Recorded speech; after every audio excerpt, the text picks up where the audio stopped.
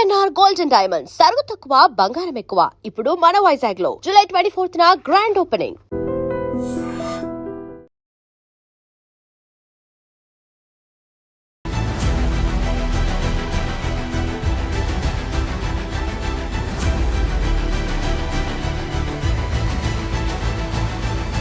చాలా మంది ఒకప్పుడు స్టార్ హీరోయిన్లు ఇప్పుడు బయటకు వచ్చి ఇప్పుడు చెప్తున్నారు అప్పుడు నాకు ఎలా జరిగింది, అప్పుడు ఎలా చేశారు. అప్పుడు నచ్చిందా? బండి ఇస్తారు, మేకప్ ఇస్తారు, కాస్ట్యూమ్స్ ఇస్తారు, కూర్చున్న దగ్గరికి కాఫీలు ఇస్తారు, భోజనం పెడతారు, నీకు డబ్బులు ఇస్తారు, ఎట్లా తప్పు పడతావు? బట్ బాడీ కమిట్మెంట్ అనేది కూడా ఓపెన్ సీక్రెట్ అని కొంతమంది మాట్లాడుతూ ఉంటారు. ఫేస్ చేయకుండా ఎందుకు ఉంటాం? అడిగుండొచ్చు, అడిగారు. ఎవరి దాకా వద్దు, మన ఫ్యామిలీ గురించి మాట్లాడుకున్నప్పుడు నేను నా హస్బెండ్ గురించే చెప్పాను. అది ఐ లవ్ యూ చెప్పినట్టయితే నేను మేబీ యాక్సెప్ట్ చేసేదాన్ని కాదేమో ఆ రోజు. మళ్ళీ ఎవరైనా క్వశ్చన్ చేయొచ్చు, కింద మనకి కామెంట్స్ పెడతారు కదా, నువ్వు చేసి ఉంటావు అందుకే నీకు అనిపించట్లేదు. ఎవరికైనా దమ్ము ఉంటే రమ్మ. మెయింటెనెన్స్ నాకు నచ్చని ఓడేది. మన చేతిలో 10,000 బ్యాగ్ ఉందా, మన చేతిలో 1,50,000 ఫోన్ ఉందా, మన మేకప్ ఏదో విలువ, స్టిక్స్కి కాస్ట్ ఎంత ఉంది, మనం వేసుకున్న కాస్ట్యూమ్కి కాస్ట్ ఎంత ఉంది, బ్రాండ్ ఏముందని చూస్తారు. కానీ అరే రాత్రికి నువ్వు ఇంట్లో తినడానికి బియ్యం ఉన్నాయా లేదని చూసుకునేవాడు ఎంతమంది. అల్లు అర్జున్ గారు వేదం సినిమాలో చనిపోతున్నప్పుడు బస్తీలో వన్ సైడ్ లవర్ నిజంగా ఒళ్ళో చనిపోయినప్పుడు ఎంత అందరూ కన్నీళ్లు పెట్టేశారు. అంటే మీ క్యారెక్టర్ తీసేస్తున్నాము, ఇది కారణం నేను చెప్పడం వల్ల. ఎవతరా ఇది నిజంగా నక్సలైట్ని తీసుకొచ్చి పెట్టాను అనుకున్నాను, అది మీరేనా అని నన్నే అడిగారు నా ఫేస్ మీద. ఇప్పుడు బాహుబలి సినిమా తెలుగు చిత్ర పరిశ్రమకి ఒక పేరు తెచ్చిపెట్టింది, ఖ్యాతి తెచ్చిపెట్టిన సినిమా. అలాంటి సినిమా మీకు మిస్ అయింది, ఇప్పటికేమన్నా కొంచెం ఆ రిగ్రెట్ ఉందా? వెతుక్కుంటూ కూర్చుంటే చేసిన సినిమాలే మిస్ అయినాయి అని చెప్పి చాలా ఉన్నాయి. ఇక చేయని సినిమాల గురించి బాధపడుతూ కూర్చుంటే ఏమొస్తుంది? ఇడ్లీ వ్యాపారము ఇంటి దగ్గర స్టార్ట్ చేస్తే అది కూడా ఒక ఆంటీ, నీ చిన్న కూతురు అయితే మగాళ్ళనే ఉంటుంది కదవే. ధైర్యానికి తెగింపుకి వస్తే రాణి రుద్రమ్మదేవి అనుకో. పెద్ద వర్షం పెట్టారు సారథి స్టూడియోస్లో, ఆటోలో. నొప్పులు పడండి అంటారు. నేను నొప్పులు పడుతుంటే వాళ్ళు భయపడుతున్నారు. కడుపులో ఎంత బాధ ఉందో, ఎంత ఏడుపుందో నాకు మాత్రమే తెలుసు. సముద్ర గారికి చెప్పలేదు ఏ మాట అన్నమాట, నేను చెప్పలేదు. Ladies and gentlemen, welcome to iDream media. నేను ప్రియదర్శన్. సో ఈరోజు మన ముందున్న ఒక నటి సుమారు 25 ఏళ్ళుగా ఇండస్ట్రీలో ఉన్నారు. 200 పైగా సినిమాలు చేసి ఉంటారు నాకు తెలిసి. అంటే చిన్న చితగా కలిపి ఎన్నో సినిమాలు చేసి ఉంటారు. ఆవిడ లైఫ్ స్టోరీ మెయిన్లీ ప్రతి ఒక్కరికి ఇన్స్పిరేషన్ అనమాట. ఎందుకంటే చిన్నతనంలో ఒక సింగిల్ మదర్, వాళ్ళ మదర్ ఆవిడని పెంచుతూ ఉంటే 9 ఏళ్ల వయసులోనే ఆమె ఇడ్లీలు అమ్మిందంట. ఆ స్టోరీ వింటే లిటరల్లీ నాకు ఒక సినిమా స్టోరీకి ఏమాత్రం తీసిపోదు, ఒక కమర్షియల్ సినిమా స్టోరీకి అన్నట్టు అనిపించింది అనమాట. రియల్ లైఫ్లో కూడా ఆవిడ ఒక రియల్ లైఫ్లో హీరో, ఇక్కడ మాత్రం క్యారెక్టర్ ఆర్టిస్ట్. శ్రావణ సంధ్య గారు ఉన్నారు. చాలా మందికి, అతి తక్కువ మందికి మేబీ ఆవిడ పేరు తెలిసి ఉండొచ్చు, బట్ ఆవిడని చూస్తే ఈజీగా గుర్తుపడతారు. మాట్లాడదాం. హాయ్ అండి.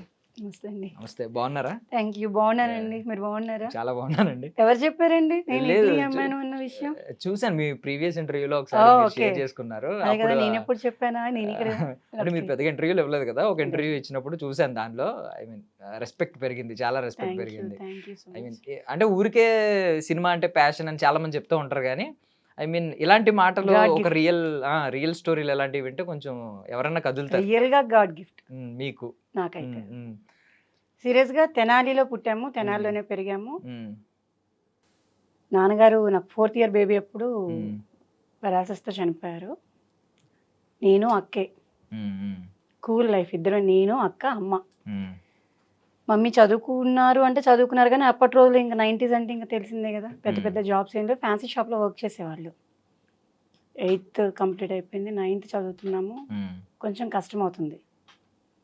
చదువుకుంటూనే ఇంటి దగ్గర ఏదో చిన్న ఇడ్లీ వ్యాపారం, మీరు ఇడ్లీ వ్యాపారంతో స్టార్ట్ చేశారు కానీ నా ఫీల్ డైరెక్ట్గా అక్కడికి వెళ్ళిపోయింది. నా ఫీల్ అయితే ఇడ్లీ వ్యాపారము ఇంటి దగ్గర స్టార్ట్ చేస్తే అది కూడా ఒక ఆంటీ వచ్చి, శివ పిల్లలు, నీ చిన్న కూతురు అయితే మగాళ్ళనే ఉంటుంది కదవే, అది ఎవరినైనా ఇదేది ఏం కాదు, నీకెందుకు, దాన్ని పంపించు, దాని చేత చేయించు, ఇబ్బంది లేదు, ఇల్లు ఎట్లా కొట్లా గడవాలి కదా అని ఒక ఆంటీ నోటి దయ వల్ల మమ్మీ ఫస్ట్ ఇంట్లో వ్యాపారం బిగిన్ చేశారు. ఇడ్లీ వేసి 4 ఇళ్ళకి వెళ్ళి, ఆంటీ మమ్మీ ఇడ్లీ అమ్ముతుంది తీసుకుంటారా అని అడగడం స్టార్ట్ చేశాను. ద నెక్స్ట్ స్టెప్ రోడ్డు మీద పెట్టింది, అంటే ఇంటి ముందే గుమ్మం ముందు పెట్టింది. వ్యాపారం బాగానే ఉంది. ఈ 4 ఇళ్ళకి వెళ్ళేది 10 ఇళ్ళకి వెళ్ళి ఇచ్చొస్తున్నా. ఇలాగే అంటుంటే ఇంకొక ఆవిడ వచ్చి అది మార్కెట్కి వెళ్తే ఇంకా బాగా వ్యాపారం అవుతుంది కదా అంది. చిన్ని వెళ్తావా అని. అమ్మ మార్కెట్కా అంటే అవునంది.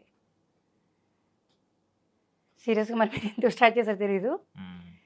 3 ఇయర్స్ ఇంటి దగ్గర అరౌండ్ 3:34కి లేచి 5 కేజీస్ గ్యాస్ బండలు, ఇప్పుడు చాలా మందికి తెలియదు కూడా, 5 కేజీస్ గ్యాస్ బండ్ల మీద 2 పెనాలు అట్టులేసి కిరోసిన్ పొయ్యి మీద ఇడ్లీ పాత్రలో ఇడ్లీ వండుకొని ఒక టిఫిన్లో ప్యాక్ చేసుకొని తెనాలి పెద్ద మార్కెట్ అంటారు, ఇంటి దగ్గర స్టార్ట్ చేస్తే మార్కెట్ దాకా అరుచుకుంటూ వెళ్ళేదాన్ని. అప్పటికి ఆ 100 రూపాయలు సంపాదించిన నిజంగా చాలా గ్రేట్. ఈరోజు 10,000 20,000 షూటింగ్లో పేమెంట్ తీసుకున్నా కూడా ఆ తృప్తి లేదు, కానీ ఐ ఫీల్ వెరీ హ్యాపీ. స్టార్టింగ్లోనే టీఆర్స్ వచ్చేసినాయి లేదు, కానీ చాలా అంటే చాలా హ్యాపీగా బరిగాం. సంపాదించేది రూపాయి అయినా సొంత రూపాయి కదా, దాని ఫీలింగే వేరుండేది. ఇంకొక మంచి విషయం ఏంటంటే మీ చుట్టుపక్కల ఉన్న వాళ్ళు ఎప్పుడైనా సింగిల్ మదర్ ఉండి ఇంట్లో ఆడపిల్లలు మాత్రమే ఉంటే నెగిటివ్గా మాట్లాడే వాళ్ళు ఉంటారు చుట్టుపక్కల సొసైటీలో. మీ సైడ్ ఏంటో సపోర్ట్ చేశారు చాలా. నిజంగా మా అమ్మగారికి సపోర్ట్ చేశారంటే ఫ్రెండ్స్ లాగా ఉన్న నైబర్సే. తన మొగుడు చనిపోయాడు కదా అని చిన్న చూపు చూడకుండా, ఆడపిల్లలే కదా అని తప్పుడు మాటలు మాట్లాడకుండా, నీకే అమ్మ రత్నాలు లాంటి పిల్లలు ఉన్నారు, వాళ్ళు ధైర్యంగా చేస్తారు. మా సిస్టర్ కూడా ఎస్డి బూత్లో జాబ్ చేసేది ఇంట్లో చదువుకుంటూ. 900 జాబ్ అయినా కూడా గ్రేట్ అనిపించేది మాకు. అమ్మో 900 అంటే మళ్ళీ దానికి ఓటీటీస్ కట్ చేసుకో, మనం ఈరోజు సెలవు పెట్టాం మమ్మీ మాకు అమౌంట్ కట్ చేశారని వాటినే దాచేసుకొని సినిమాలకి వెళ్ళి సోడా కొనుక్కుంటే గొప్ప ఆ రోజు మాకు. అలాంటిది వాళ్ళు మేము సినీ ఇండస్ట్రీలో ఉండి మా పిల్లల్ని మాతో పాటు పెద్ద పెద్ద మాల్స్కి తీసుకెళ్ళి సినిమాలు చూపిస్తుంటే మేము ₹1.5 తీసుకొని వెళ్ళి సినిమాలు చూసింది. ఈరోజు వీళ్ళని తీసుకొని వెళ్తుంటే 15,000 లీస్ట్ 5 నుంచి 10,000 అవుద్ది 2 ఫ్యామిలీస్ కనుక మేము మూవీస్కి వెళ్తే. ఇంత మారిపోయిందండి మన సినిమా చూసే పద్ధతి అనిపించింది. నువ్వు మీ అమ్మగారు ఉన్నారండి? రీసెంట్గా 2017లో చనిపోయారు. అక్క ఉన్నారు, తను ఫిల్మ్ ఇండస్ట్రీలో జాబ్ చేశారు. ప్రస్తుతానికి మన ట్రావెల్స్ మా హస్బెండ్ వాళ్ళ హస్బెండ్ ట్రావెల్స్ చేస్తారు, కార్లు అమ్మడము అవి కొనటము అమ్మడము. అది కాక ఈవెంట్ మేనేజ్మెంట్ చేస్తుంది. మ్యారేజెస్కి ఈ బర్త్డేస్కి ఈవెంట్స్ ఉంటాయి కదా వాటికి మేనేజ్మెంట్ చేస్తుంది. మళ్ళీ రీఎంట్రీ ఇవ్వడానికి వెయిట్ చేస్తుంది. తను నాతో పాటు చాలా సినిమాలు చేశారు, more than 50 మూవీస్ చేశారు, మంచి క్యారెక్టర్స్ చేశారు, కానీ నా అంత ఆపర్చునిటీస్ తనకి ఎక్కువ రాలా. సో ఇప్పుడు ఆ నైబర్స్ ఎవరైనా ఉన్నారు అప్పుడు చిన్నప్పుడే మిమ్మల్ని రత్నాలు అన్నారు కదా? చాలా మంది ఇప్పటికీ కాల్ చేస్తారు. నేను 2 monthsకో 3 monthsకో వన్స్ కాల్ చేస్తా. అలా వాటితో పాటు మా పెద్ద బావ గారు, మా పెద్దమ్మ గారి కూతురు భర్త, మా అక్క,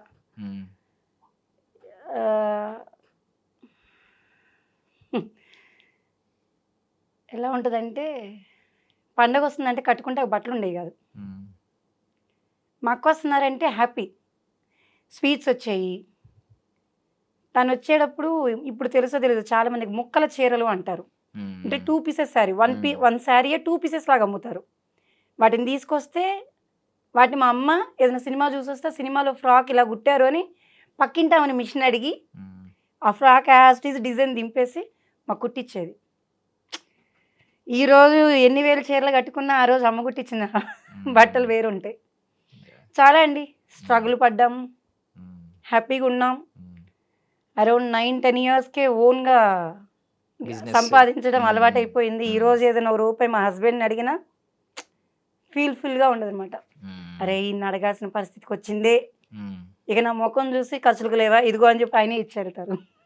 లేదు ఉన్నాయి తెలుస్తుందిలే నీ ముఖం అంటారు. అంటే ఒక 10 రూపాయలు పక్క మనిషిని అడగడానికి కూడా ఇష్టం అనిపించేది కాదు అలా. ఎందుకంటే మోర్ దెన్ మనకి 30-40 ఇయర్స్ అంటే 30 ఇయర్స్ నుంచి గెయిన్ చేయటం, ఓన్గా సంపాదన అలవాటు అవ్వడం వల్ల రూపాయి పక్కన వాళ్ళని అడగడం, పక్కన వాళ్ళని కదా హస్బెండ్ని అడగడానికి కూడా సిగ్గు అనిపిస్తుంది.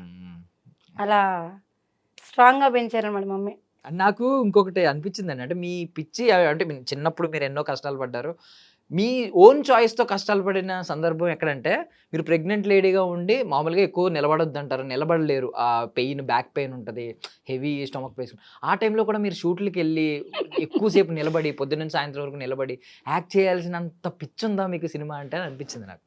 నా పిచ్చి చెప్పకూడదండి, ఇంటర్వ్యూ కాబట్టి చెప్పాలి, ఇక్కడ కాకపోతే ఎక్కడ చెప్తాం. కానీ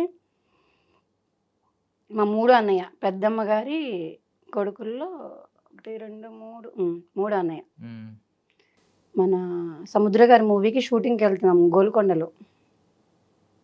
7కి మనం ఆన్ స్పాట్ ఉంటాం కదా లొకేషన్లో. 5:30 అరౌండ్ 6 o'clockకి బాత్ చేస్తున్న టైంలో మా అన్నయ్య గారు పిలిచిన ఫీలింగ్ వచ్చింది. ఉమ్. వెతికితే అరే నేను ఏంటి ఇక్కడ ఉన్నానో నాకేమి ఇలా అనిపించింది. కరెక్ట్గా స్నానం చేసి వచ్చి రెడీ అయ్యి షూట్కి వెహికల్ ఎక్కుతున్న టైంలో మా వదిన గారు ఫోన్ చేసి అన్నయ్య చనిపోయారు అన్నారు. ఉమ్. ఆ చనిపోయే సెకండ్ ముందు కూడా మా బ్రదర్ నాతో వచ్చి నన్ను పిలిచిన ఫీలింగ్ అయితే నేను ఇప్పటికీ మర్చిపోలేను. ఉమ్. అక్కడ వచ్చేసి షూటింగ్ సముద్ర గారి మూవీలో మంచి సాంగ్, ఫుల్ కామెడీ క్యారెక్టర్ ఇది. ఉమ్. ఎంత నవ్విస్తుంది అంటే ఇంకా అంత నవ్విస్తుంది. కడుపులో ఎంత బాధ ఉందో ఎంత ఏడుపు ఉందో నాకు మాత్రమే తెలుసు. సముద్ర గారికి చెప్పలేదు ఏ మాటకు ఆ మాట, నేను చెప్పలేదు. 5:30 6 o'clock అంతా కార్యక్రమం అయిపోయాక మా వదిన గారు మళ్ళీ కాల్ చేశారు. నువ్వు ఒక్కదానివే రాలేదు, మీ అన్నయ్యకి నువ్వు అంటే ఎంత ఇష్టమో, ఉమ్. నీకు రావడానికి కూడా తీరనంత ఇదిగా నువ్వు షూటింగ్లో బిజీ అయిపోయావా, బిజీగా ఉండటమే కావాలి. ఉమ్. తను ప్రేమతోనే అంది, కోపం కాదు కదా. ఆ సెకండ్కి బాధ అనిపించింది, అరే వదిన కూడా అర్థం చేసుకోకపోతే ఎట్లని. తను ప్రేమతోనే అన్నాడు వాళ్ళ అన్నయ్యని చుట్టానికి, వాళ్ళ హస్బెండ్ని చుట్టానికి రాలేదని. ఆ మాటకు తట్టుకోలేక ఏడుస్తున్నా. సముద్ర గారు డైరెక్షన్ డిపార్ట్మెంట్ వచ్చి ఏమైంది అంటే ఇట్లా మా మార్నింగ్ బ్రదర్ చనిపోయారండి, వదిన గారు ఫోన్ చేశారు, బాధగా అనిపిస్తుంది అంటే సముద్ర గారికి తెలిసిన విషయం. చెప్పొచ్చు కదా సంధ్య, షూటింగ్ కదండి, ఏముంది ఇది ఫ్రెండ్స్ క్యారెక్టర్సే కదా, కాకపోతే ఇంకో రోజు షూట్ చేసుకునేవాళ్ళం. సాంగ్ జరుగుతుంది, సాంగ్లో మరి ఇందులో నేను లేకపోతే ఏం క్యారెక్టర్ మిస్ అవుతుందో, ఆ రోజు ఏం సీన్ మిస్ అవుతుందో, నేను ఇండస్ట్రీలో ఏం కోల్పోతానో ఈరోజు ఇక్కడ లేకపోతే అని చావుకు కూడా అడగలేదు నేను. అంత పిచ్చి. దాని ముందు ఇక ప్రెగ్నెన్సీ అనేది కూడా చాలా చిన్నది. అట్లీస్ట్ మీ హస్బెండ్ కూడా ఆపలేదా ప్రెగ్నెన్సీ టైంలో వెళ్తుంటే? ఐ మీన్ ఎందుకు ఇంత చేయకు, ఎందుకంటే తెలియదు కదా అప్పుడు ఎక్కడో ఆయనకి దూరంగా నాకంటే ఉంటారు. పిచ్చి. ఇప్పుడు మీరు ప్రెగ్నెన్సీ టైంలో వెళ్ళిన సెట్స్ లో ఆయనే ప్రొడక్షన్ మేనేజరా? ఆ సెట్స్ లో ఆయన కూడా ఉన్నారా? లేదు. మరి భయం ఉంటది కదా, అరే అక్కడ ఎలా నా ఉంటుందో. మీద మా అమ్మగారికి ఎంత నమ్మకం ఉందో మా అమ్మగారి తర్వాత మా హస్బెండ్కి అంత నమ్మకం ఉంది. అంటే అలా అని కాదండి, ఎమర్జెన్సీ వస్తే రేపు పొద్దున్న ఎవరు ఉంటారు దగ్గర, అది నేనుంటే ఉంది. వేరు అని చెప్పి. నేనున్నాను అంటేనే వాళ్ళందరికీ నమ్మకం. అది ఏమీ కాదు, అది ఏమీ కానివ్వదు అన్న నమ్మకం మా వాళ్ళకి బాగా ఎక్కువ నా మీద. అది ఎంత పెద్ద కష్టమైనా చిన్న బాధకి ఎంత ఫాస్ట్గా ఫీల్ అవుతాను, బాధపడతానో, ధైర్యానికి తెగింపుకి వస్తే రాణి రుద్రమ్మదేవి అనుకోవాలి. ప్రెగ్నెన్సీలో షూటింగ్ అంటే మీరు నమ్ముతారో లేదో, నాకు ఫస్ట్ ప్రెగ్నెన్సీ అప్పుడైతే షూటింగే లేవు. లిటరల్గా ఎవరన్నా ఇస్తే తీసుకొని తిందామా అన్న పొజిషన్లో ఉన్నాం. పాప అప్పుడు, బాబు కన్ఫర్మ్ అయింది షూట్లోనే. ఆకాశవాణి అని చెప్పి మూవీ చేస్తున్నాం పాడే అరకులో. వామిటింగ్స్ అయితే సరే ఏంటోలే దిష్టి తగిలింది అందగత్తిని కదా అని ఫీల్ అయిపోయా. ఇంటికి వచ్చాక మళ్ళీ వామిటింగ్స్ అవుతుంటే మా సర్వెంట్ ఆంటీ, మా సర్వెంట్ అని కూడా అనకూడదు పాపం, 14 ఏళ్ళ నుంచి మా ఇంట్లోనే ఉన్నారు ఆవిడ. ఆంటీ ఇట్లా అయింది షూట్లో అంటే, ఒకసారి ముఖం కూడా మార్పుకుంది, చూసుకోపోయావమ్మా చిన్ని అంది. ఊరుకో ఆంటీ, నాకేంటి ఇది, అసలు ప్లాన్ కూడా లేదు, థాట్ కూడా కాదు, షూట్లో జర్నీలు చేయటం వల్ల అంటే, కాదు చూసుకుంటే కన్ఫర్మ్ అయింది. సైరా నరసింహారెడ్డి ఒప్పుకొని ఉన్నా షూటింగ్. ఈయన అడిగా, దీని దరిదింది నువ్వేంగా చేసేసుకుంటావు అన్నారు అంతే, సపోర్టివ్గా. చెయ్యి మాకు అని కూడా అనలా. 5th month ప్రెగ్నెంట్తో కేరళ వెళ్ళా. 5th month ప్రెగ్నెంట్లోనే ఇంకొక మూవీ ఒకటి చేసామండి. ఫోన్ చేస్తే ప్రెగ్నెంట్తో ఉన్నానండి నేను క్యారెక్టర్ చేయాలి. మేడం మాకు కావాల్సింది మీ ఫేస్, మీ యాక్టింగ్, మీ పర్సనాలిటీ కాదు. మీరు ఇన్కేస్ ప్రెగ్నెన్సీలో ఉన్నారంటే స్టాండింగ్ ఓవర్షన్ ఇవ్వద్దు, కూర్చొని చేద్దాం సీన్స్, నష్టం ఏంటి అని పిలిచి అదే పనిగా 2 scenes కూడా కూర్చొనే చేయించాను. నా స్టమక్ కనపడకుండా 5th month దాటాక. 1st month షూట్లోనే ఉన్నా, 3rd month షూట్లోనే ఉన్నా, 5th month షూట్లోనే ఉన్నా, 7th month షూట్లోనే ఉన్నా, 9th month అయితే 3 సినిమాలు చేశా. బా, ఎన్ని రోజులు చేస్తుంటారు 9th month? మన చెప్పుకుంటే నవ్వుకోవాలి కానీ, రూలర్ మూవీకి రవి గారు డైరెక్టర్, మీకు రవికుమార్ గారు తెలుసు కదా పెద్ద ఆయన, రామలక్ష్మణ్ మాస్టర్స్ అసిస్టెంట్స్ ఫోన్ చేశారు. సంధ్య ఒక చిన్న ఫైట్ సీక్వెన్స్ ఉంది బాలకృష్ణ గారి మూవీలో, సార్ నీకు కాల్ చేయమన్నారు అని రామలక్ష్మణ్ మాస్టర్స్ అసిస్టెంట్స్ దగ్గర నుంచి కాల్ వచ్చింది. సారీ అండి నేను ప్రెగ్నెంట్తో ఉన్నాను చేయలేను. మాకు కావాల్సింది కూడా ప్రెగ్నెంట్ లేడీనే. అయ్యో ప్రెగ్నెంట్ లేడీ కాదు, నేను 9th month, నాకు 22nd డెలివరీ డేట్ ఇచ్చారు, అరౌండ్ 6th అనమాట షూటు. ఏం కాదు నువ్వు చేసేస్తావు అని చెప్పి 1 నిమిషం ఆపి రామలక్ష్మణ్ మాస్టర్స్ చెప్పారు, వీళ్ళు అసిస్టెంట్ లక్ష్మణ్ అనుకుంటా. కాల్ చేస్తే ఆయన ఏం కాదు సంధ్య జాగ్రత్తగానే చేసుకుంటుంది, రమ్మని చెప్పండి అన్నారు. వెళ్ళా ఇక షార్ట్, బాలకృష్ణ గారు అక్కడ కూర్చున్నారు, భూమిక గారు కూర్చున్నారు, రవి గారికి ఏమో ఎయిర్పోర్ట్ టైం అవుతుంది, వేరే ఊరు వెళ్ళాలి. ఇంత పొట్ట ఫ్రేమ్ ఇక్కడ పెట్టారు. ఆయన వచ్చి స్క్రీన్లో చూసి, అమ్మా ఫైట్ సీక్వెన్స్ అని తెలుసా? తెలుసు సార్. కొడతారమ్మా? తెలుసు సార్. ఇబ్బంది లేదా? ఎప్పుడు డెలివరీ? ఈ మంత్ 22. ఓవా అయితే ఏం కాదు సార్. ఎవరు బాలయ్య బాబు గారు ఏ మాట అడిగింది? కాదు, రవి గారు ఓకే, డైరెక్టర్ గారు. డైరెక్టర్. ఇక మన బాలకృష్ణ గారి గురించి చెప్పేది ఏముంది, ఆయన అయితే షార్ట్ చేయగానే వెళ్ళి కొట్టి తిరిగి రాగానే షార్ట్ అయిపోయిందో గ్లాస్ కొట్టుకొని రివర్స్ వచ్చి కూర్చుంటది. తగిలిందా? తగలేదండి. బేబీ వచ్చిందా? లేదండి.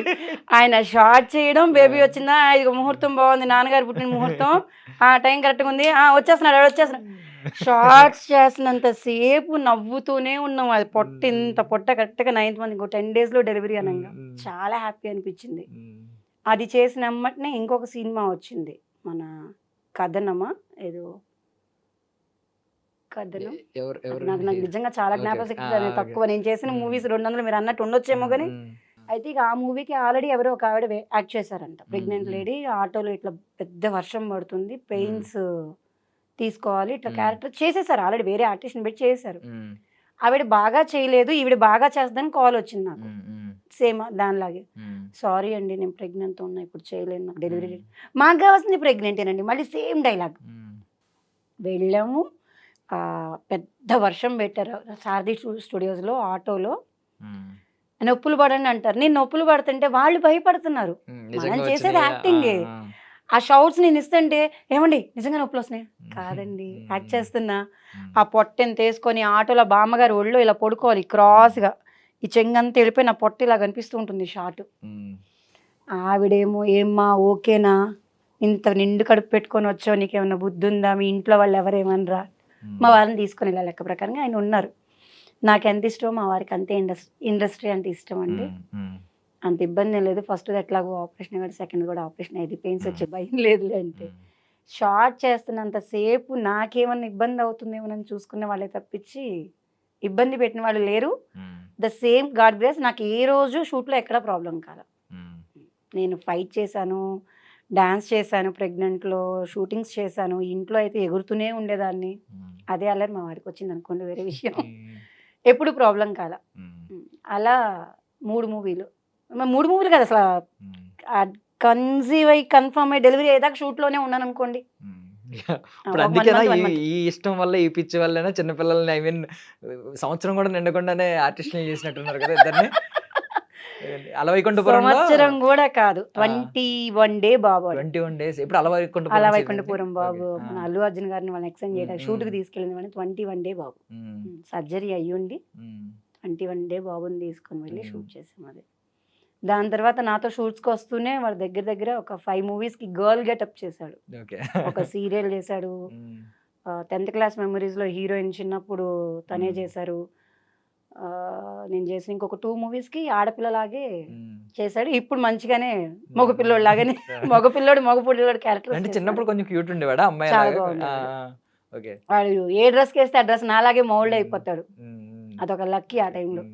మగపిల్లోడు అని చెప్పుకుంటే మగపిల్లోడా, ఆ డ్రెస్ వేస్తే మగపిల్లోడు, డ్రెస్ మార్చి వాడికి గౌన్ వేసామంటే మగపిల్లోడు మనం చెప్పాలి. అంత క్యూట్గా సరిపోయేవాడు. చాలా బాగుంది. పాప అండి, పాప ఇందులో స్టార్ట్ అయింది.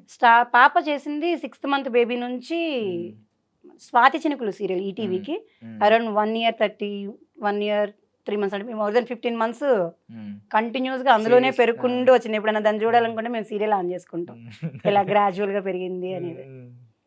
పాప చేసింది, బాబు, నేను మా హస్బెండ్ కూడా ఒకసారి ఆర్ట్ ఫిల్మ్కి తీసుకెళ్ళిపోయి ఆయన చేత గవర్నమెంట్ యాడ్ చేయించాను, ఒక 2 యాడ్లు. All family and industry. మీ లవ్ స్టోరీ గురించి తెలుసుకోవాలనుకుంటున్నానండి. అంటే ప్రొడక్షన్ మేనేజర్ కదా, ఎలా అండి, ఎలా స్టార్ట్ అయింది, ఏ సెట్స్లో స్టార్ట్ అయింది మీ ప్రేమ? ఆయన పాపం తెలియక ఆ రోజు బొట్లో కాలేసాం, ఏమంటారు, పప్పులో కాలేసాం అన్నట్టుగా వేసామని ఇప్పుడు ఫీల్ అవుతుంటారు. కథ ఏం చేయలేం, లైఫ్ ఆల్రెడీ స్టార్ట్ అయిపోయింది కాబట్టి ఏం చేయలేం. లవ్ స్టోరీ అంటే వెరీ సింపుల్గా ఉంటుంది కానీ చాలా బాగుంటుంది. నేను జీనియస్ మూవీ కంటే ముందు ఓంకార్ గారిని కలవడానికి అని చెప్పి ఒక ఆఫీస్కి వెళ్ళాను. వెళ్ళినప్పుడు ఇప్పుడు పద్ధతిగా ఉన్నానండి, కంగారు పడకండి. అప్పుడైతే ఇక్కడ దాకా ప్యాంట్స్, స్లీవ్లెస్ బనీన్లు, కట్ బనీన్లు, టీ షర్ట్స్, లేదంటే జాకెట్స్, ప్లే బాయ్ ఒక రాక్ ఇలాగే ఉండేదని తప్పించి ఇట్లా ఇంత పద్ధతిగా అయితే ఉండేదని కాదు.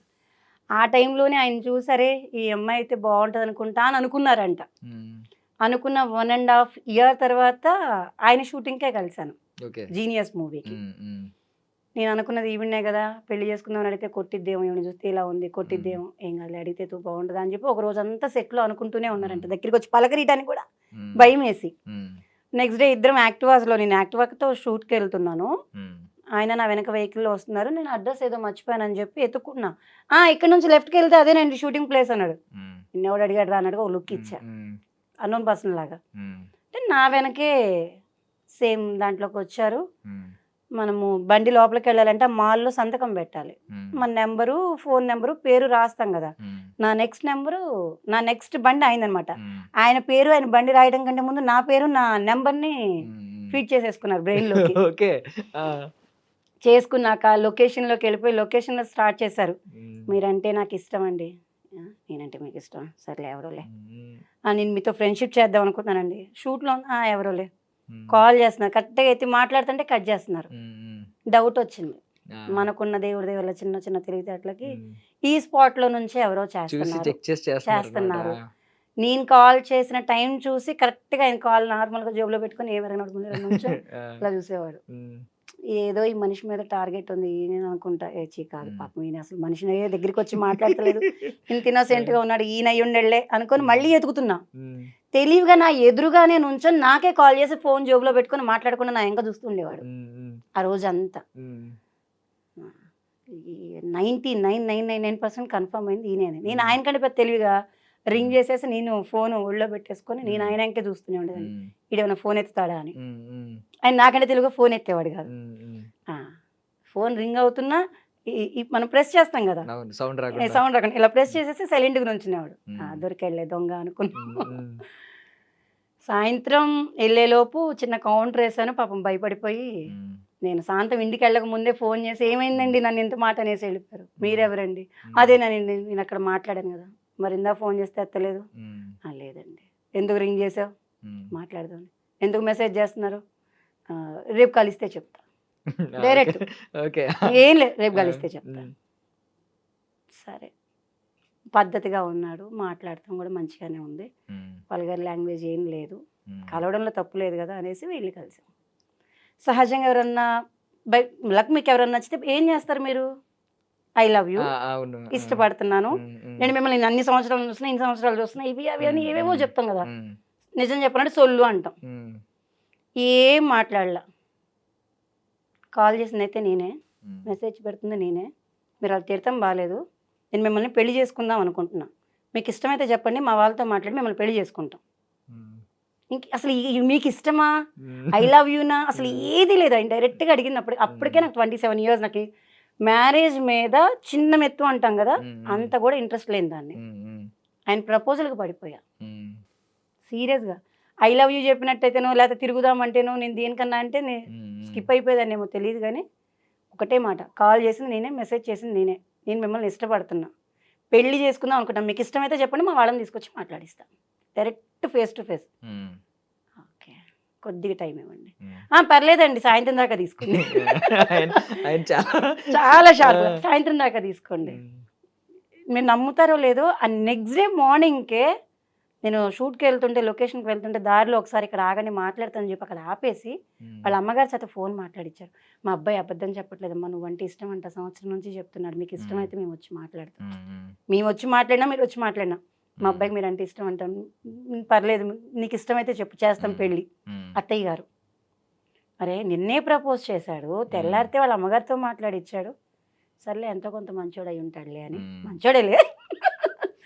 మా అమ్మగారికి చెప్తే మా అమ్మగారు వెరీ సిన్సియర్గా, లేదు మీకు మేనమామ ఉన్నాడు, వాళ్ళ పిల్లలు ఉన్నారు కదా, వాళ్ళ పిల్లలు ఇచ్చేస్తాను, నేను ఆల్రెడీ ఒకరిని ఇష్టపడ్డానని చెప్పి తీసుకొచ్చి నీ ముందు పెట్టాక వాణ్ణి చేసుకుంటా వీణి చేసుకుంటాడు, నేను చెప్పానా, నేను వీణ్ణే చేసుకుంటా అనుకొని మధ్యలో ఒక 8 months అంతే. ప్రపోజ్ జరిగాక పెద్దవాళ్ళు వాళ్ళు మనము మా వాళ్ళు వెళ్ళి వాళ్ళ ఇంట్లో చూసుకొని జస్ట్ ఒక 8 months ఏమో గ్యాప్ ఉంది, 8 monthsలో చేసేసుకున్నాడు. ఇప్పుడు అయ్యో అని తలపడు. ఆ రోజు తెలియలేదు ఇంత రాక్షసు అని, ఇలా వెరీ లేట్ రియలైజేషన్. కానీ ఇప్పుడు ఏం చేయలేం. బట్ సినిమా స్టోరీ లాగా ఉంది ఇది కూడా. సీరియస్ గా చెప్తున్నా కదా, చాలా అది చెప్పుకుంటూ పోతుంటే అది ఒక ఇదిగా ఉంటది. అందులో కూడా ట్విస్ట్లు ఉన్నాయి. మ్యారేజ్కి బిఫోర్ వాళ్ళ ఊర్లో దసరా పండుగ మన తెలంగాణ వాళ్ళు కదా, మ్మ్. సిరిసిల్ల దగ్గర ఉమ్, దసరా పండుగ చాలా బాగా జరిగిద్ది. మేము బేసిక్గా ఆంధ్ర తెనాలి, ఉమ్, మనకు అసలు దసరానే తెలియదు. హైదరాబాద్లో ఉన్నామన్న పేరుకే కానీ అంత దసరా అదే, పండుగ బోనాలు ఇవన్నీ హైదరాబాద్లో చాలా తక్కువ కదా. ఉమ్, వాళ్ళ ఇంట్లో ఊర్లో వాళ్ళ హంగామా చూపించుకోవడం కోసం అని చెప్పి వాళ్ళ అమ్మగారిని బతిమలాడి, వాళ్ళ చెల్లి వాళ్ళని, వాళ్ళ పిన్ని గారు వాళ్ళ పిల్లల్ని బతిమలాడి, ఉమ్, మా పిన్ని గారి వాళ్ళ అంటే చిన్నత్తయ్య గారి వాళ్ళ కూతురు ఫ్రెండ్ లాగా ఉమ్, నన్ను ఇక్కడ నుంచి వాళ్ళు ఊరు తెప్పించుకున్నాడు కార్లు. ఉమ్, ఉమ్, వాళ్ళ ఊరుని చూడు, ఇక్కడ పండగ ఎలా ఉంటుంది, ఇక్కడ పండగ విలేజ్ పెళ్ళికి ఎలా ముందు. ఉంటుంది ఉమ్, ఉమ్, చూసుకుందు అని. ఉమ్, వాళ్ళ ఫ్రెండ్ లాగా వెళ్ళాము. ఎవరండి ఎవరండి అని ఊర్లో అడుగుతారు కదా కొత్త అమ్మాయి ఉమ్, అంటే. పలానా వాళ్ళ ఫ్రెండ్, పలానా వాళ్ళ ఫ్రెండ్ అని చెప్పి వాళ్ళ ఫ్రెండ్గానే పరిచయం చేస్తున్నారు. ఉమ్, నాకు మాత్రం ఊరంతా తిప్పి చూపిస్తున్నాడు. ఉమ్, కాతే పండగ జరిగింది, దసరా పండగ ఫస్ట్ టైం ఉమ్, బతుకమ్మలు అంటే ఇలా ఉంటుందా ఉమ్, అని ఫస్ట్ టైం ఆ ఊర్లోనే చూశాను. మా ఆయన గారు నచ్చడం ఫస్ట్, మా అత్తగారు నచ్చడం సెకండరీ. మెయిన్ థింగ్ ఏంటంటే నాకు ఆ ఊర్లో మా ఇల్లు ఇష్టం. మా అత్తగారు వాళ్ళ ఇల్లు ఇష్టం. ఉమ్, పెద్దది మండువాగులు ఇల్లు, పెంకుటిల్లు, ఒక ఉంటుంది, అది మనం చెప్పలేం కానీ చాలా పెద్దగా ఉంటుంది. ఒక మండువోగులే మన ఈ రూమ్ అంత ఉంటుంది, ఉమ్, అంత ఓకే. పెద్ద మండువోగులి, బంగ్లా పెంకు, పెద్ద ఇల్లు అనమాట. ఉమ్, ఈయనగా ఇష్టపడతాం కంటే నాకు ఇలాంటి ఇల్లు, ఇలాంటి వాతావరణం అంటే చాలా ఇష్టం. ఉమ్. ఆ ఇల్లు నచ్చి ఆయన ఒప్పుకున్నా. ఇప్పుడు కూడా ఇది అదే. నిజం. ఆయన నచ్చింది తర్వాత, ఆయన మ్యారేజ్ చేసుకున్నాక, నా లైఫ్ ట్రావెలింగ్ స్టార్ట్ అయ్యాక నాకు ఆయన నచ్చారు అనే చెప్పాలి. ఉమ్, ఫస్ట్ థింగ్ అయితే నాకు బాగా ఫస్ట్ నేను బాగా అరే ఈయన చేసుకుంటే నాకు ఈ ఇల్లు నాదే కదా, అంటే ఈ ఇల్లు బాగుంది కదా, నాకు ఇలాంటి ఇల్లు ఇష్టం కదా, ఇన్ కేస్ స్లిప్ మిస్ అయితే ఇలాంటి ఇంట్లో నేను మళ్ళీ వెళ్తానో లేదో కోడలుగా అన్న ఫీలింగ్ ఎక్కువ ఆయన ఉండిపోయింది. కూడా అందుకే పిలుచుంటారు, నేను నచ్చపోయినా ఇప్పుడు నా mind set బాగా. ఇళ్ళ మీద వస్తుంది అని నేను ఎన్నిసార్లు అడుగుంటాను, అమ్మా నేను ఒక్క రోజు కూడా పద్ధతిగా ఆడపిల్లలాగా ఒక డ్రెస్ వేసుకొని చున్నీ వేసుకుంటూ నాకే తెలియదు, మీరు ఇంత పెద్ద కుటుంబంలో పెద్ద కోడలుగా ఎలా తీసుకెళ్ళదాను, అసలు ఇది ఎలా ఉంటుందని ఎట్లా అనుకున్నామంట. మా అత్తగారు నలుగురు అత్తగారులు, మా అత్తగారే పెద్ద ఆవిడ. ఆ నలుగురు అత్తగారులో పెద్ద కొడుకు ఈయనే, ఆ ఇంటికి నేనే పెద్ద కోడలు. అది నేను నిజంగా నా ప్రీవియస్ మీరు మూవీస్ చూడండి, లేదంటే నా విడిగా నా ఫొటోస్ కానీ నా మైండ్ సెట్ కానీ, నేనుండే తీరే ఇట్లా బోర్లు ఇస్తామంటాం కదా, అలా ఆపోజిట్ చేశారు ఆయన. ఆయన కట్టుకోకపోతే మేబీ ఇలా ఉండేదాన్ని కాదేమో, ఇంకా అలాగే ఫంకీగా ఉండేదాన్ని ఏమో, మ్యారేజే చేసుకోకపోయి ఉండొచ్చు. ఎందుకంటే థాటే లేదు, తనని చూసి తను ప్రపోజ్ చేసేదాకా పెళ్లి మీద ధ్యాసే లేదు. బట్ అల్లు అర్జున్ గారి ఇంపాక్ట్ మీ లైఫ్లో చాలా ఉంది. ఇప్పుడు అల్లు అర్జున్ గారు ఐకాన్ స్టార్ అయిపోయారు.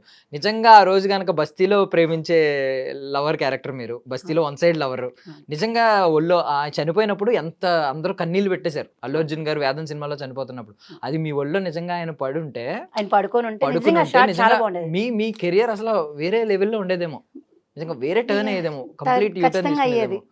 అది నా టైం బ్యాడ్ అనుకోవాలి అంతే. దాన్ని ఇప్పుడు మనం అనుకున్నా ఇది కాకపోతే నాకు ఎక్కడ హ్యాపీనెస్ అనిపించింది అంటే, క్రిష్ గారు అదే పనిగా ఫోన్ చేసి, సంధ్య మీ క్యారెక్టర్ తీసేస్తున్నాము, ఇది కారణం అని ఆయన చెప్పడం వల్ల బాధ అనేది ఎంత ఉన్నా హ్యాపీ అనిపించింది. అంటే ఒక గౌరవం ఇచ్చారు మనకి, ఒక ఆర్టిస్ట్గా, ఒక క్యారెక్టర్గా ఇది తీసేస్తున్నానని మనకు ఒక మాట చెప్పడం కూడా, అది ఆయన సంస్కారానికి నమస్కారం పెట్టాలి.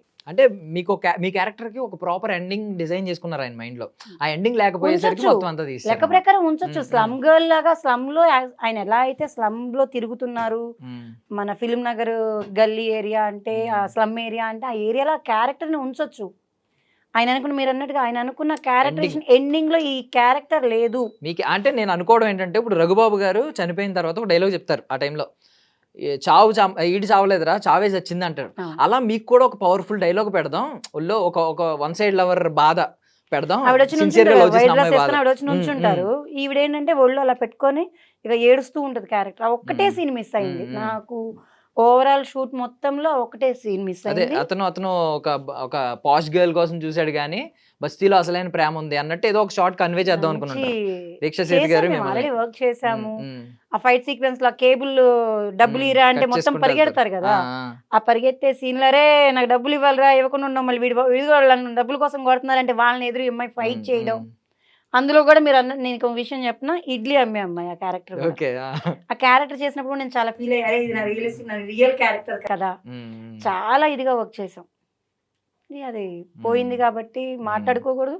చెప్పినా నమ్మటానికి డైరెక్టర్ గారు మళ్ళీ అవునురా అమ్మాయి చేసిందని చెప్పేది తప్పించి ప్రూఫ్ లేదు. అంతే కదా! ఆవిడ చేసింది అని ఎవరు చెప్పాలి? తీసిన డైరెక్టర్ గారు డైరెక్టర్ గారు చెప్పాలి. చెప్పాలి. నేను ఎన్నిసార్లు చెప్పుకున్నా నేను చెప్పుకున్నట్టే ఉంటుంది. అవును. అది ఈరోజు మన కోసం వచ్చి చెప్పేస్తే అంటే ఇదిలో ఆయన లేరు పెద్దవాళ్ళు. అవును. ఏదో ఒక సందర్భం రాకపోద్దా ఆ రోజు అరే ఈ క్యారెక్టర్ ఆ రోజు అమ్మాయిని మేము మిస్ చేసుకున్నామని ఆయన చెప్పే స్టేజ్లో నేను ఉండాలని ఎదురు చూస్తుంటా. Correct correct. అల్లు అర్జున్ గారిని లవ్ చేసే క్యారెక్టర్ అద్భుతం. ఒక సిన్సియర్ లవర్. అంతే కదా! Yeah super. బట్ అంటే ఇప్పుడు మీ అబ్బాయి తర్వాత మళ్ళీ అల్లు అర్జున్ గారి సినిమాలోనే launch చేశాడు. చేయడం అది అంటే హ్యాపీ. అది ఒక మంచి అది హ్యాపీ. బట్ తర్వాత ఏంటంటే పవన్ కళ్యాణ్ గారితో ఆయన సినిమా తీశారు. అంటే తర్వాత కృషి ఆయన గారు. మధ్యలోంచి వెళ్ళిపోయారు డైరెక్టర్ గా. కొన్ని- హరిహర వీరమల్లు సినిమా. ఆ సినిమాకి మిమ్మల్ని ఎందుకు కాస్ట్ చేయలేదు ఆ టైంలో? అమ్మగారు చనిపోయి ఉంటామో ఏదో జరిగింది. వెళ్ళి కలిసాను, నేను సార్ని కలిసాను. నేను 3 సినిమాలు చేసేటప్పుడు నాకు 3 సార్లు 3 ప్రాబ్లమ్స్ ఉన్నాయి. మన బాహుబలి టైంలో కూడా కాల్ వచ్చింది. పెద్ద క్యారెక్టర్స్ ఏం కాకపోయినా ఇప్పుడు ఆ క్యారెక్టర్స్లో కల్పనాలత గారికి ఎట్లా ఒక ఇంపార్టెన్స్ రోల్ ఉందో అట్లా గ్రూపుల్లోనే క్యారెక్టర్స్ ఏనండి వచ్చిన దగ్గర డైలాగ్స్ వస్తాయని క్లియర్గానే చెప్పారు. మా మదర్ చనిపోయి ఉన్నారనమాట. ఆ సినిమా అలాగే మిస్ అయ్యాను. కొన్ని సినిమాలు నా బ్యాడ్ టైం అనుకోవాలి, లేదంటే నా కెరియర్లో ఇంకా నా కెరియర్ స్టార్ట్ అవడానికి ఇంకా టైం ఉందేమో అని అనుకొని నాకు నేనే సదురుకొని వదిలేస్తా.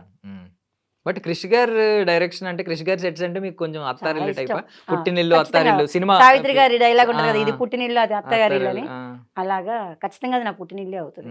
పుట్టినిల్లు అది నా సినిమా. పుట్టినిల్లు. Okay okay. ఎందుకంటే నా ఫస్ట్ మూవీ నేను దానికి ముందు గంగా అనే మూవీ చేశాను, ఫస్ట్ మూవీ. దానికంటే ముందు నేను మేకప్ వేసుకుంది ఒక చిన్న షార్ట్ ఫిల్మ్ కి మన పరుచూరి గోపాలకృష్ణ గారి అల్లుడు గారి సినిమా వెబ్ సిరీస్ కి తులాభారం అనే వెబ్ సిరీస్ నా ఫస్ట్ మేకప్ వేసుకున్నా. ఆ ఫస్ట్ మేకప్ తర్వాత నేను నెక్స్ట్ మూవీగా నేను మేకప్ వేసుకుంది గంగా. కానీ నేను ఇండస్ట్రీలో ఆర్టిస్ట్గా నాకు గుర్తింపు తెచ్చింది మాత్రం గమ్యం. నా ఫస్ట్ మూవీస్ ఎన్ని ఉన్నా దానికి గంగా తర్వాత కూడా నేను 2-3 చిన్న సినిమాలు చేశాను. చిన్నవైనా పెద్దవైనా సరే నాకు నేనుగా ఇది చెప్పుకుంటానికి లేని క్యారెక్టర్స్ అవి. నేను యాక్టర్స్ అండి, నా సినిమా అండి, నేను సోన్సో అండి అని నేను చెప్పుకుంటా నాకు ఒక ఐడెంటిఫై ఇచ్చింది మాత్రం గమ్యం మూవీ. గమ్యం మూవీ మనకు తెలుగులో చేశాను, తమిళ్లో చేశాను, కన్నడలో చేశాను. త్రిముఖ లాంగ్వేజ్ అని అప్పట్లోనే మంచి పేరు పడింది. ఒక్కొక్క చోట ఒక్కొక్క పేమెంట్ నిజంగా నేను గమ్యం మూవీకి 600 తీసుకుంటే తమిళ్లో 6000 తీసుకున్నాను, కన్నడలో ఇంకా ఎక్కువే తీసుకున్నాను. అలా పేమెంట్ కూడా కాదు అసలు, త్రిముఖ లాంగ్వేజ్ అని అప్పట్లోనే ఆ అమ్మాయి ఏంట్రా 3 లాంగ్వేజ్ లో చేసింది అనేవాళ్ళు. ఆర్టిస్ట్ పేమెంట్స్ ఎప్పుడు ఇంపార్టెన్స్ కాదండి. మన కెరియర్ పెరిగాక మనకి ఇచ్చే అమౌంట్లు పెరిగిద్దేమో కానీ నేను కాదు ఎంత పెద్ద ఆర్టిస్ట్ అయినా ఈ ప్లేస్లో కూర్చొని చెప్పేది ఒకటే, ఆర్టిస్ట్ ఫీల్ అయ్యేది మాత్రం ఎంత నన్ను గుర్తిస్తున్నారు, నాకు ఎలాంటి క్యారెక్టర్స్ వస్తున్నాయి, నాకు వచ్చిన క్యారెక్టర్స్కి నేను ఎంత న్యాయం చేసి జనాల్లోకి క్యారెక్టర్ని తీసుకెళ్ళాను. నాకు తెలిసి నిజమైన నటి ఎవరైనా సరే ఇదే థింక్ చేస్తారు, పేమెంట్స్ కాదు. పేమెంట్ ఆటోమేటిక్గా వాళ్ళే ఇస్తారు మనం అవసరం అయితే. మనం నిరూపించుకున్నాక వాళ్ళే పిలిచి మీకు ఎంత ఇస్తామండి అని పిలుస్తారు. నేను అలా 1 డేకి 20,000 ఆ రోజులోనే తీసుకున్నా. ఈరోజు ఇంకా 5,000కి అడుగుతారు ఒక్కోసారి ఫోన్ చేసి. అది నా అదృష్టం అనుకుంటా. ఏం చేస్తాం, వీళ్ళు ఇంకా నన్ను గుర్తించలేదులే పాపం అనుకొని వదిలేస్తాను, అంతే కదా. ఫోన్ చేసి అడిగేవాడికన్నా బుద్ధి ఉండాలి. అరే మేడం క్యారెక్టర్ ఉందా, ఓకే 10 డేస్ క్యారెక్టర్, ఓకే 3,000 5,000 మా పేమెంట్లు, ఓకే దానికి తగ్గోళ్ళని తీసుకోండి, తప్పేముంది. నేను కావాలంటే నాకు మినిమం ఎంత ఇవ్వండి, మేము ఇంత ఇవ్వలేము, మేము చేయలేమండి, చేయకుండానే ఇంత దాకా వచ్చారు. ఎవరిష్టం వాళ్ళది. ఇండస్ట్రీ పేమెంట్ మాట ఎప్పుడూ తీసుకోవద్దు. నేను 3,000 కూడా నిజంగా వర్క్ చేస్తాను. కాకపోతే ఒక టైం దాటాక ఒక బ్రాండ్ ఒక ఐటెం తయారు చేస్తాం, సక్సెస్ కానంత వరకు దానికి ₹1.30 అని పెడతాడు. అందరూ అది కొని దానికి డిమాండ్ పెరిగాక వాడు ప్రోడక్ట్ తయారు చేసుకున్న కోసం రేటు పెంచుతాడు. ప్రోడక్ట్ విలువ కోసం కదా, ప్రోడక్ట్ తయారవ్వడం కోసం అది టైం పడుతుంది కాబట్టి రేటు పెంచామనుకో కొంతమంది కొనేవాళ్ళు తగ్గిపోతారు. దాని తర్వాత వీడి ప్రోడక్ట్ అంతా తెచ్చుకున్నాక మళ్ళీ ఇంకో పావులో తగ్గించేసి మళ్ళీ సేల్స్కి పెడతాడు. అలాగే ఇండస్ట్రీకి మేము ఎప్పుడు సపోర్ట్ చేస్తాం. మేము ₹1 తక్కువైనా క్యారెక్టర్ నచ్చితే వర్క్ చేస్తాకి నేను ఎప్పుడు సిద్ధంగా ఉన్నాను. నేను పేమెంట్ గురించి ఏ రోజు థింక్ చేయను. కాకపోతే పిలుస్తున్న క్యారెక్టర్ కన్నా వాల్యూ ఉండాలి. కరెక్ట్. ఈ క్యారెక్టర్ ఈవిడ చేయించవచ్చు, ఈవిడికి ఈ డబ్బులు ఇవ్వడంలో తప్పు లేదు అనుకుంటే ₹1 నిజంగా తక్కువైనా నేను వచ్చే వర్క్ చేస్తా. ఆ క్యారెక్టర్కే విలువ లేకుండా మీరు ఇచ్చే డబ్బులు నేను దేనికి వర్క్ చేయాలి? దేవుడి దయ వల్ల తినటానికి ఉంది, ఉండటానికి ఉంది, చాలా హ్యాపీగా ఉంది నా కుటుంబం. నేను ఇండస్ట్రీలోంచి ఈరోజు ఈ 5,000, 3,000, 2,000 తీసుకెళ్తేనే నేను తినాలి అన్న పొజిషన్‌లో అయితే లేను. ఊర్లో పొలమే గాని, ఆయనకి ఒక ఇల్లే గాని, ఆయన చదువుకున్న ఆయన ఇండస్ట్రీ మీద ఉన్న పిచ్చితో ఏదైనా కానీ నా లైఫ్ హ్యాపీగుంది. నాకు మెయిన్ థింగ్ క్యారెక్టర్స్ కావాలి. అది నేను చేయగలుగుతానన్న నమ్మకం మీకు కావాలి. అండ్ అంటే 'వేదం' సినిమాకి మీకు ఎక్కువ కాంప్లిమెంట్స్ వచ్చినాయి. మీరు చెప్పారు ఒక కొంతమంది ఎవరో చెప్పారని చెప్పారు. నమ్మలేదు ఆర్టిస్ట్‌ని పెట్టారా? ఆమె ఆర్టిస్టా? ఎవరో లోకల్ ఎవరో అమ్మాయిని కాదు, తీసుకొచ్చారు. అల్లు అర్జున్ గారే 'గమ్యం' మూవీకి నేను వర్క్ చేశాక ఆయనది 7 అప్ యాడ్‌కెళ్ళాం. హీరో గారిది అల్లు అర్జున్ గారిది 7 అప్ యాడ్‌కి, బాంబే వాళ్ళ యాడ్‌కి నేను మోడల్స్‌గా వెళ్ళా. ఏమంటే నేను ఇండస్ట్రీలో మోడల్స్‌గా వర్క్ చేశా, డాన్సర్‌గా వర్క్ చేశా, ఆర్టిస్ట్‌గా చిన్న ఆర్టిస్ట్‌గా వర్క్ చేశా. జూనియర్ ఆర్టిస్ట్‌గా అయితే ఇంతవరకు ఎప్పుడు చేయలేదు దేవుడి దయ వల్ల. చిన్న artist, character artist, padding artist ప్లేస్‌కి వచ్చా. అలా నేను ఫస్ట్ ఎప్పుడైతే మోడల్‌గా చేస్తున్న టైంలో 7 అప్ యాడ్‌కి అల్లు అర్జున్ గారి కాంబినేషన్‌లో 7 అప్ యాడ్‌కి వెళ్ళాం షూట్‌కి. డస్కీ స్కిన్, ఇప్పుడన్నా కొద్దిగా కలర్ వచ్చే పిల్లలకి అన్నాక మా ఆయన పెట్టే పెట్టుడికి సారీ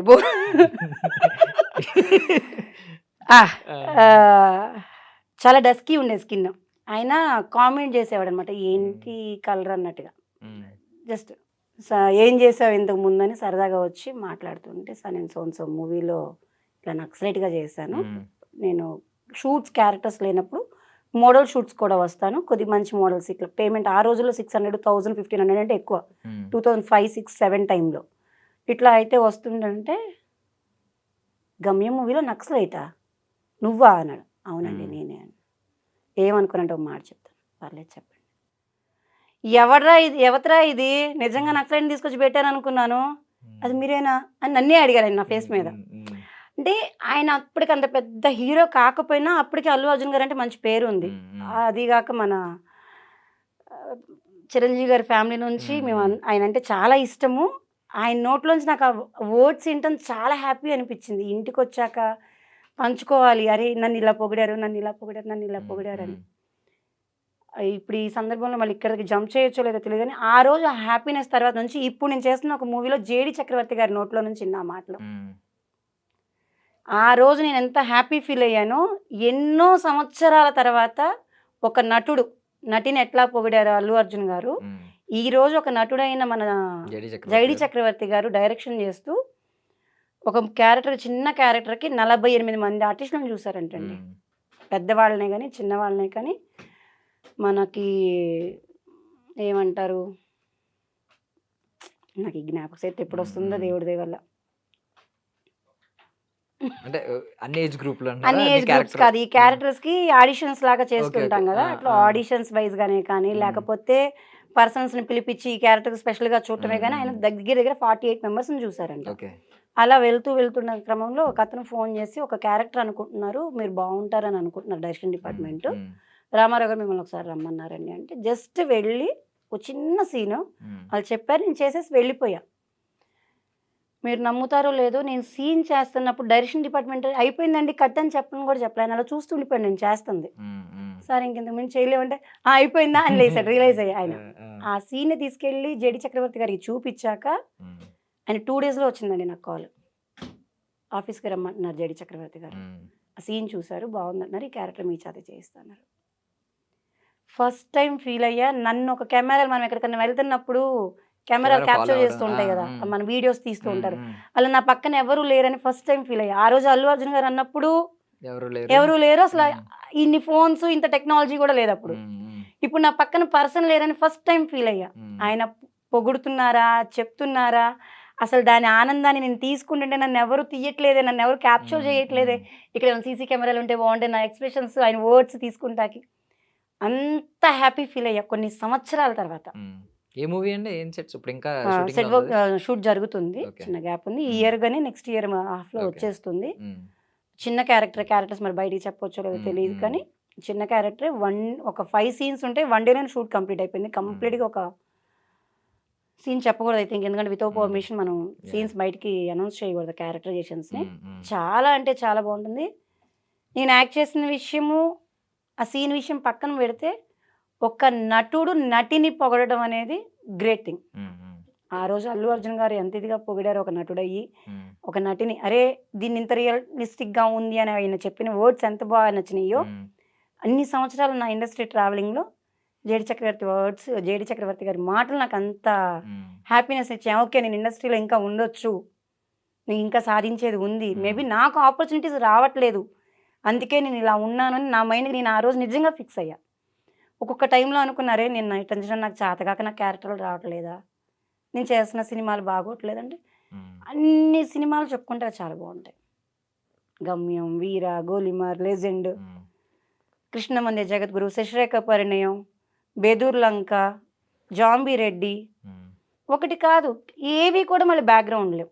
అన్ని క్యారెక్టర్సే. ఒక్క సీన్ ఉన్నా ఉమ్. ఇంపార్టెంట్, ఒక సీన్‌లో ఈ క్యారెక్టర్‌కి ఇంపార్టెన్స్ ఉన్న సీన్సే చేశా. అయినా నాకెందుకు ఆపర్చునిటీస్ రావట్లేదు అనేది నాకు అర్థం కాదు.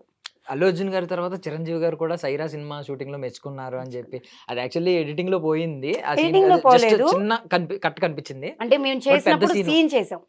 పెద్ద సీన్ అని చెప్పి. పెద్ద సీన్ చేసాం. ఏంటంటే అది ఆ సీన్ నేను విన్నది ఏంటంటే బ్రిటిషర్ కి మీరు బ్రిటిషర్స్ పాలిస్తారు ఆహా! అని something బ్రిటిషర్‌కి ఏదో. పాలివ్వడం కాదు. ఆ, అందులో బ్రిటిషర్ వచ్చేసి మెయిన్ మనకి ఇట్లా పన్ను కట్టడం అంటాం కదా! అవును అవును. అప్పట్లో ఓకే పన్ను ఓకే కట్టడం. అవును. ఉమ్. ఒక చెరువులో నీళ్లు తాగాలంటే పన్ను పన్ను కట్టలేదు కట్టాలి మనం. కాబట్టి ఉమ్, నీళ్లు తాగమాకరా, నా అవును బదులు దాని బదులు నువ్వు ఇది తాగు అని అవును చెప్పేసి అవును. ఒక సీన్ డైలాగ్ ఉంటది. ఉంటది సీన్. దాని తర్వాత కట్టెలేరుకుంటుంటే, కట్టెలేరుకుంటానికి నువ్వు పన్ను కట్టలేదు, నువ్వు ఎట్లా ఇదని చెప్పి అమ్మాయిని పాడు చేస్తారు. అలాగా నేను పన్ను కట్టకపోతే నా బిడ్డకు నేను పాలు ఇవ్వడానికి వీల్లేదని చెప్పి నన్ను ఓకే. వాల్ చేసి నా మీదకొచ్చి పాలు తాగుతారు ఆయన. ఆ క్యారెక్టర్ చేసిన. ఇవి డైలాగ్ వర్షన్‌గా సీన్స్ చేసాం. కాకపోతే అది కూడా చెప్తున్నా కదా! మన టైం బ్యాడ్ అంతే. దాన్ని తీసుకెళ్ళి సాంగ్‌లో కట్ షార్ట్స్ కింద పడిపోయినాయి. మౌంటేజ్ సాంగ్‌లో పడిపోయింది. సీన్ ఏం చేశాను అనేది లేకపోతే బ్రిటిషర్స్‌ని అయితే ఎప్పుడైతే హెడ్ ఇట్లా నరుకుతారు. నరుకుతారో ఆ మ్మ్. బ్లడ్ వచ్చేసి ఫేస్ మీద పడుతుంది. ఆ ఆ రియాక్షన్స్, షాట్. షార్ట్స్ మ్మ్. ఇప్పటికీ సాంగ్ చూసుకున్నా మనం కనిపిస్తాం. మ్మ్. కాకపోతే అంత పెద్ద సినిమాలో మనం చెప్పిన డైలాగ్స్, చేసిన మ్మ్. ఎమోషన్ సీన్స్ ఉంటే ఇంకొద్ది కరెక్ట్. హైలైట్ అవుతాం. అదొక ఎమోషనల్ సీన్ లా ఉండుంటే చాలా పడుంటే. ఎమోషనల్ సీన్ అది. మ్మ్. మేము కేరళలో మెయిన్ సీన్ చేసొస్తే దాన్ని ఇక్కడ మళ్ళీ నానక్రామగూడలో బూత్ బంగ్లాలో సెట్ వేసి సెట్‌లో కూడా మ్మ్. వర్క్ చేసాం అది సీన్. ప్యాచ్ వర్క్ కింద. ఇక అదే చెప్తున్నాం కదా! నేను చేసిన ప్రతి సినిమాలకి నా అదృష్టం ఎంతసేపటికి నన్ను వెనక నెడుతూనే ఉంటుంది. ఎప్పుడు మ్మ్. స్టార్ట్ అయిద్దో ముందుకి. అంటే ఒక మాట అంటాను, అంటే మీకు మెగా ఫ్యామిలీ అంటే చాలా ఇష్టం. చాలా ఇష్టం. మెగా ఫ్యామిలీ కూడా అల్లు అర్జున్ గారు ఇష్టం, మెగాస్టార్ చిరంజీవి గారు ఇష్టం, నేను రామ్ చరణ్ గారు, రామ్ ఈయనకి ఇష్టం, పవన్ కళ్యాణ్ గారు కూడా చాలా ఇష్టం. చాలా బట్ ఇష్టం. వీళ్ళ చేశా. సినిమాల్లోనే మీకు ఎక్కువ కట్లన్నీ అయిపోయినాయి. మరి నేను ఇది అల్లు కొంచెం అర్జున్ గారి సినిమా చేశాను. మ్మ్. చిరంజీవి గారి సినిమాలు చేశాను. పవన్ కళ్యాణ్ గారి సినిమా చేశాను. మన చరణ్ గారితో కూడా చేశారా? రామ్ చరణ్ గారితో ఓకే చేశాను. ఓకే. రామ్ చరణ్ గారు చేశా గానీ అది బ్యాక్‌గ్రౌండ్ డాన్సర్‌గా చేశాను. మ్మ్. చిన్న సీన్స్‌లో, షార్ట్స్‌లో కనిపిస్తా. మ్మ్. సీన్స్‌గా వర్క్ చేయలేదు. ఓకే. ఏ సినిమా అండి? అయ్యో! మీరిలా సడెన్‌గా అడగకండి. ఉన్నాయి. పిక్స్ ఉన్నాయి. అంతే మ్మ్. తప్పించి నేను మ్మ్. బ్రెయిన్‌లో అంత ఇదేం లేదు. మ్మ్. చెప్పుకునేదగ్గ క్యారెక్టర్ చేసినప్పుడు ఈ సినిమా మ్మ్. మేము చేసామని గర్వంగా చెప్పొచ్చు. దానివల్ల కొన్ని సినిమాలని బ్రెయిన్‌కి తీసుకోను. మ్మ్. అండ్ చెప్పుకుంటే కాంబినేషన్ లో కూడా బాధిస్తుంది. చేసినట్టున్నారు, ఆచార్యలో చేశారు కదా ఆచార్య కాంబినేషన్. చేశాను. ఆచార్య చిరంజీవి గారితో చేశాను. మ్మ్. ఇప్పుడు మన వాళ్ళ మేనల్లుడు సినిమాలు కూడా 2 సినిమాలు చేశాను. సాయిధరం తేజ్ గారు. సాయిధరం తేజ్‌వి 2 మ్మ్. సినిమాలు. సాయిధరం తేజ్ కాదు. ఈయన ఆదికేశవ మన ఆదికేశవ. యా. ఆదికేశవ చేశాను. దానికి మ్మ్. ముందు కూడా ఇంకో సినిమా చేశాను. అదే ఇది ఆ సినిమా చేస్తుంటారు, ఆ సినిమా చేశారు, తెలుసు, ఐడియా ఉంది. 2 సినిమాలు చేశాను. రంగరంగ వైభవంగా. మ్మ్. యా. నాకంటే మీదే ఎక్కువ ఉంది. చేశాను. ఇష్టం ఆ ఫ్యామిలీ. బట్ ఇది నెగిటివ్, అదేంటి నాకు మీకు లక్ తెచ్చి పెట్టాల్సిన మీ అభిమానం లక్ తీసుకురావట్లేదని ఎప్పుడన్నా అనిపించిందా? అరే ఇన్ని సినిమాలు చేసి కూడా వీళ్ళ సినిమాల్లోనే ఎక్కువ కటింగ్ మనం కొన్ని సినిమాల్లో పృథ్వీరాజ్ గారు అంటారు 30 ఇయర్స్ ఇండస్ట్రీ, 30 ఇండస్ట్రీ అని. మేబీ నాకు 25 కంప్లీట్ అవుతున్నాయి. ఇంకొక 5 ఇయర్స్ అయితే ఇలా చూసాకన్నా కనీసం ఏదైనా మదర్ రోల్స్ ఇస్తే, లెంతీ క్యారెక్టర్స్ ఇస్తే ఉన్నా అంటే మీకు కూడా ఒక రోల్ పడి 25 ఇయర్స్ ఇండస్ట్రీ అని చెప్పి ఒక డైలాగ్ చెప్పుకునే పడితే 30 ఇయర్స్ ఇండస్ట్రీ అని చెప్పుకునే రోజే వస్తదేమో. Okay okay. నేను 29, ఆయనకంటే ఒక మాట మారాలి కాబట్టి 29 ఇయర్స్ ఇండస్ట్రీ అని చెప్పి చెప్పుకునే రోజు వస్తదేమో. ఓకే. ఎందుకంటే ఇది తప్పించి ఇంకో ప్రపంచం తెలీదు. ఇండస్ట్రీ కాకుండా ఆ రోజుల్లో ఇడ్లీ అమ్మి ఉంటారు, అది వేరే విషయం. కానీ ఈరోజు ఇది కాకుండా నువ్వు ఇంకేమైనా చేస్తావా, చేయగలవా, చెయ్యి అని చెప్పినా నాకేమీ చేత కాదు. ఇప్పుడు ఎన్నో సినిమాలు ఆఫర్ దగ్గరకు వచ్చి ఏదో ప్రాబ్లం వల్ల మిస్ అయిపోయినాయి ఉన్నాయి. ఎన్నో సినిమాలు, వందల సినిమాలు ఐ మీన్ చేసిన తర్వాత చేసిన సీన్స్ కట్ అయిపోవడం, ట్రిమ్ అయిపోవడం, మంచి సీన్లు పడకపోవడం, ఈవెన్ మీరు అవమానపడ్డానని చెప్పి ఒక సినిమా చెప్పారు. అంటే మీ వాళ్ళనే తీసుకెళ్ళి సడన్గా నేను తలెత్తుకోలేకపోయాను, ఏదో సినిమాకి తీసుకెళ్ళాను అన్నారు. ఇదే అనుకుంటా, రంగరంగ వైభవంగా తర్వాత సినిమా ఆదికేశవ అనుకుంటా. ఎక్కువ సీన్లు చేశాను నేను, బట్ చేశాను. ఒక సీనే 2 సీన్లో మిగిలినాయి అందులో. లేదు ఆ సినిమా క్యారెక్టర్ చేసిన ఫుల్ సీన్స్ ఫుల్ సీన్స్ ఉన్నాయి. ఆ సినిమా ఉంది, బెదుర్లంక సినిమా. ఈ రెండు బెదుర్లంక ఫుల్ సినిమాలు ఉంటుంది అనుకుంటా. ఈ రెండు సినిమాల్లో కూడా ఏ సీన్స్ కట్ అవ్వలేదు. కొన్ని సినిమాలు కట్ అయినాయి, ఇక స్పెషల్ గా చెప్పుకుంటే వాళ్ళని పాయింట్ అవుట్ చేసినట్టు ఉంటుంది తప్పించి మన గురించి చెప్పుకున్నట్టు ఏమి ఉండదు. మూవీస్ చెప్పొచ్చు. బట్ ఇలా పిల్లల్ని మామూలు పిల్లల్ని మీన్స్ మీ పేరెంట్స్ ని మీ హస్బెండ్ ని అండ్ మీ అత్తగారిని ఇలా తీసుకెళ్లిన తర్వాత నిజంగా సీన్స్ మీరు కూడా సర్ప్రైజ్ ఫీల్ అయిన సందర్భాలు అదే ఉన్నాయండి. సినిమాలో నేను ఉన్నానని చెప్పి తీసుకొని వెళ్ళి కూర్చున్నా, తీరా చూస్తే సినిమాలో సీనే లేదు నాది. అరే సినిమా నేను చేశానని చెప్పుకున్నాను, ఇలా తీసుకొచ్చి కూర్చున్నా, నా సీన్ ఇంకా రాదే, నా సీన్ ఇంకా రాదే, నా సీన్ ఇంకా రాదే. సర్లే ఎయిటింగ్ లో పోయినట్టు పోయింది అత్తమ్మ అని చెప్పుకున్నాం. ఏం చేస్తా, వాళ్ళు అంత ఈజీగా తీసుకున్నారు, మీరు మీకు అలవాటు అయిపోయింది ఈజీగా తీసుకున్నారు, వాళ్ళు అలాగే తీసుకోగలిగారా? పాపం మా అత్తయ్య గారి వాళ్ళ ఫ్యామిలీ వైపు నుంచి ఇండస్ట్రీలో ఆయన ఫస్ట్ మెంబర్ అయితే నేను సెకండ్ మెంబర్. వాళ్ళకి ఇది టచ్ చేయలేదు. మా అమ్మగారి కన్నా కనీసం సినిమాలు చూసే ప్యాషన్ ఉంది. ఆంధ్ర వాళ్ళకి మనకి ఎక్కువ ఉంటుంది ప్యాషన్. తెలంగాణ వాళ్ళకి ఎంతైనా ఇప్పుడు జనరేషన్స్ బయటకు వచ్చే సినిమాలు తీస్తున్నారు తప్పించి పాత జనరేషన్ వాళ్ళకి ఎవరికి కూడా సినిమా ఇండస్ట్రీ మీద అంత గ్రిప్ లేదు. నా మీ కోడల సీరియల్లో కనిపించింది, మీ కోడలి సినిమాలో నేను కనిపించింది అంటే ఆవిడకి గర్వంగా ఉంటుంది. అంతే తప్పించి అరే ఈ సినిమా పోయిందే, ఈ సినిమాలో ఈ క్యారెక్టర్ పోయిందే అన్నంత అవగాహన ఆవిడకి లేదు సినిమాల గురించి. కాబట్టి పాపం ఆవిడకి నేను సంతోషించాను అంటే ఆవిడ సంతోషిస్తుంది, ఈ సినిమాలో నేను లేదు నేను బాధపడ్డానంటే నాతో పాటు బాధపడుతుంది. ఈ రెండే తెలుసు ఆవిడకి. ఇప్పుడు బాహుబలి సినిమా తెలుగు చిత్ర పరిశ్రమకి ఒక పేరు తెచ్చిపెట్టింది, ఖ్యాతి తెచ్చిపెట్టిన సినిమా. అలాంటి సినిమా మీకు మిస్ అయింది, ఇప్పటికేమన్నా కొంచెం ఆ రిగ్రెట్ ఉందా? బికాస్ బాహుబలిలో చేసిన వాళ్ళందరూ తర్వాత పెద్ద పెద్ద స్టార్స్ అయిపోయిన వాళ్ళు ఉన్నారు, అలాగే వెనుకున్న వాళ్ళు ఉన్నారు. ఇక రిగ్రెట్ అంటే వెతుక్కుంటూ కూర్చుంటే చేసిన సినిమాలే మిస్ అయినాయి అని చెప్పి చాలా ఉన్నాయి. ఇక చేయని సినిమాల గురించి బాధపడుతూ కూర్చుంటే ఏమొస్తుంది? కాకపోతే అంత మంచి సినిమాలో మనం ఉంటే బాగుంటుంది అన్న ఫీలింగ్ ఎప్పటికీ ఉంటుంది ఆర్టిస్ట్కి. ఇప్పుడు మనం వేదం గురించే మాట్లాడుకున్నాం ఇప్పుడు దాకా, చేసిన సినిమాలోనే నేను లేను. ఇక దానికే నేను ఏం ఫీల్ అవ్వాలో తెలియని దానికి అసలు పిలిస్తే వెళ్ళని సినిమా గురించి నేను బాధపడినా వేస్ట్ కదా. ఇక దాని గురించి అయితే ఎప్పుడు థింక్. బట్ వాళ్ళ నాన్నగారు సినిమాలో మీరు చేశారు, వాళ్ళ నాన్నగారు డైరెక్ట్ రాజన్న చేసినట్టు. రాజన్న చేశాను. సో మన రాజమౌళి గారి గురించి రాజమౌళి గారు రాజన్న చేశాను, ఇంకొక మూవీ కూడా చేశాను నేను. రాజన్న ఒకటేనా? అంతే, రాజన్న ఒకటే. వాళ్ళ నాన్నగారు డైరెక్షన్ లో చేశారు. సార్ నేను అప్పుడు అక్కడ చూసాను, రాజమౌళి సార్ అక్కడ చూసాను. స్టోరీలు అన్ని ఇచ్చేవి కూడా వాళ్ళ నాన్నగారు రాజమౌళి గారు. మనం మాట్లాడకూడదు కొన్ని. ఎలా ఉండేయండి ఇప్పుడు వాళ్ళ నాన్నగారు ఎలా ఉండేరు డైరెక్టర్ గా? ఏం చేసేవారు? అలా ఏం లేదు, మొత్తం ఆయన అక్కడే ఉండి సీన్స్ చెప్పడం కానీ మన అదే సేమ్ టైం సార్ ఎంత ఉంటారో రాజమౌళి సార్ కూడా ఉంటారు, ఒక్కొక్కసారి సెట్ లో ఉంటారు. నాగార్జున గారు ఉన్నారు ఈరోజు సీన్స్ అంటే సార్ కూడా సపోర్ట్ కింద ఉంటారు. మెయిన్ సార్ చూసుకున్నా కూడా ఈ సార్ సపోర్ట్ చేస్తూ ఉంటారు. నేను చేసినప్పుడు నాగార్జున గారి కాంబినేషన్స్ ఎక్కువ చేసాము. అది కూడా ఎడిటింగ్ లో పోయినాయి. చెప్పుకుంటే ఇప్పుడు పెద్దవాళ్ళ సినిమాల గురించి చెప్పుకున్నట్టు ఉండదు తప్పించి నా గురించి నేను చెప్పుకున్నట్టు ఉండదు. ఎందుకంటే ఎవరన్నా ఎదిగిపోయినోడి గురించి మాట్లాడితే పెద్ద వాల్యూ ఉండదు. అరే వాడి మీద రాయేస్తుందిరా ఇది అని అంటారు. అలా నేను ఒకళ్ళ గురించి చెప్పాలన్న ఫీలింగ్ లో అయితే నేను ఏమీ లేను. అట్లా ఎవరు కావాలని చేసింది కాదు. ఇండస్ట్రీలో జరిగే ఏ తప్పు కూడా ఎవరు కావాలని చేయరు. నిజంగా లక్, చిన్న వ్యక్తమైన అదృష్టం అనేది ఉంటేనే ఇండస్ట్రీలో నిలబడగలుగుతాం. ఆవగింజంతైనా రాసుకొని రావాలి. అంటే నేను ఒక మాట విన్నానండి, ఇండస్ట్రీలో మీరు అన్నట్టు చాలా మంది చెప్పే మాట ఏంటంటే టాలెంట్ తో పాటు లక్ ఉండాలి అని. ఇప్పుడు కొంతమంది చెప్తున్న మాట ఏంటంటే లక్ తో పాటు లాబియింగ్ ఉండాలి. ఇప్పుడు భజన చేయగలగాలి, భజన చేసిన వాళ్ళకే క్యారెక్టర్స్ అని. మీరు ముక్కుసూటిగా మాట్లాడేస్తూ ఉంటారు. ఇప్పుడు చాలా మంది మనం భజన చేసి పైకి రావాలి తప్ప, అలా పేరు తెచ్చుకోవాలి తప్ప, అలా వచ్చిన వాళ్ళకే క్యారెక్టర్లు తప్ప ఇలాంటి వాళ్ళకి తక్కువ అవకాశాలు అని చెప్పి విన్నాను. ఇది ఎందులో ఏమైనా వాస్తవం ఉందా? భజన నడుస్తుందా? దానికి మనం చెప్పేంత వాళ్ళమో కాదో తెలియదు కానీ భజన ఏమి ఉండదండి. ఇప్పుడు మీరు నాకు ఫ్రెండ్ అయ్యారు, మీరు మంచిగా యాంకరింగ్ చేస్తున్నారు, అరే అది యాంకరింగ్ అతను చేసావు కదరా సూపర్ ఉందిరా అని చెప్తా. అరే నా ఫ్రెండ్ నన్ను హ్యాపీగా మెచ్చుకుంది, అందులో బాగా చేశారంటే నెక్స్ట్ దానికి కూడా ఇంకా బాగా చేయాలన్న ఫీలింగ్ ఉంటుంది. అలాగా ఫ్రెండ్షిప్ జరిగే కొద్దికి మీరు చేసే ప్రతిదీ నేను ప్రోత్సహిస్తూ ఉంటా. మీకు నాకున్న ఫ్రెండ్షిప్ బాండింగ్ ఏమనిపిస్తుంది, అది నాకు చెప్తుంది, నా మైనస్లు చెప్తుంది, నా ప్లస్లు చెప్తుంది. మీకు నాకున్న థర్డ్ పర్సన్ ఏమంటారు, అమ్మ మనం చేసింది దీన్ని చేసిన పెద్ద తేడే ఉందరా, ఇది అంతగానం పొగుడుతుంది. మనుషుల్లో ఉండేది ఇదే. పొగడతా అంటే కింద నుంచి క్లాప్స్ కొడితే పైకి ఎగిరిపోతాం అనుకునేది కాదు. మనం చేసే పని మనకు సపోర్ట్ చేసే వాళ్ళు కరెక్ట్ పర్సన్ అయినా కూడా థర్డ్ పర్సన్ థింకింగ్ తప్పు ఉంటుంది తప్పించి భజన చేయాల్సిన అవసరం ఎవరికీ లేదు. ఎవరు ఎంత భజన చేసి ఎన్ని విధాలుగా ఇండస్ట్రీకి వచ్చినా నీ దగ్గర ఖచ్చితంగా టాలెంట్ ఉండాలి.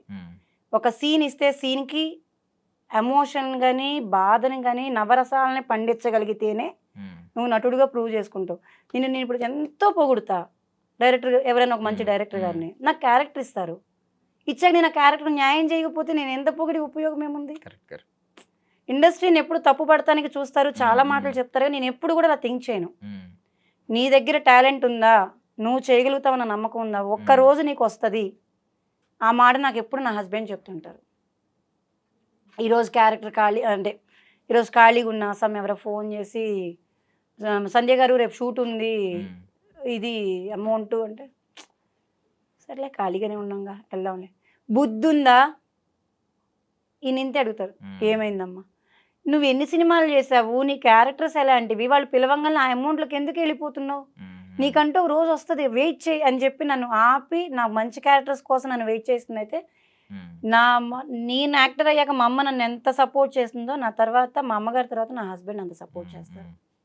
నేను పేమెంట్స్ కిందే థింక్ చేస్తే నేను వచ్చిన క్యారెక్టర్స్ అన్ని చేసుకుంటూ పోతాను, మేబీ ఏదో ఒకటి సక్సెస్ అయితే రేపు పొద్దునకి దీనివల్ల ఇంకోటి ప్లస్ అవుతుంది కదా అని. ఆయన అలా కాదు, నువ్వు చూసింగ్ ఫస్ట్ నుంచి కరెక్ట్గా చూసుకో, నీకు టాలెంట్ లేక కాదు, నువ్వు చేయలేక కాదు, నీకు అవకాశం వచ్చిందాన్ని సద్వినియోగం చేసుకోగాని అవకాశాల కోసం నువ్వు పరిగెత్తొద్దు అని నన్ను ఎన్నోసార్లు ఆయన ఆపారు.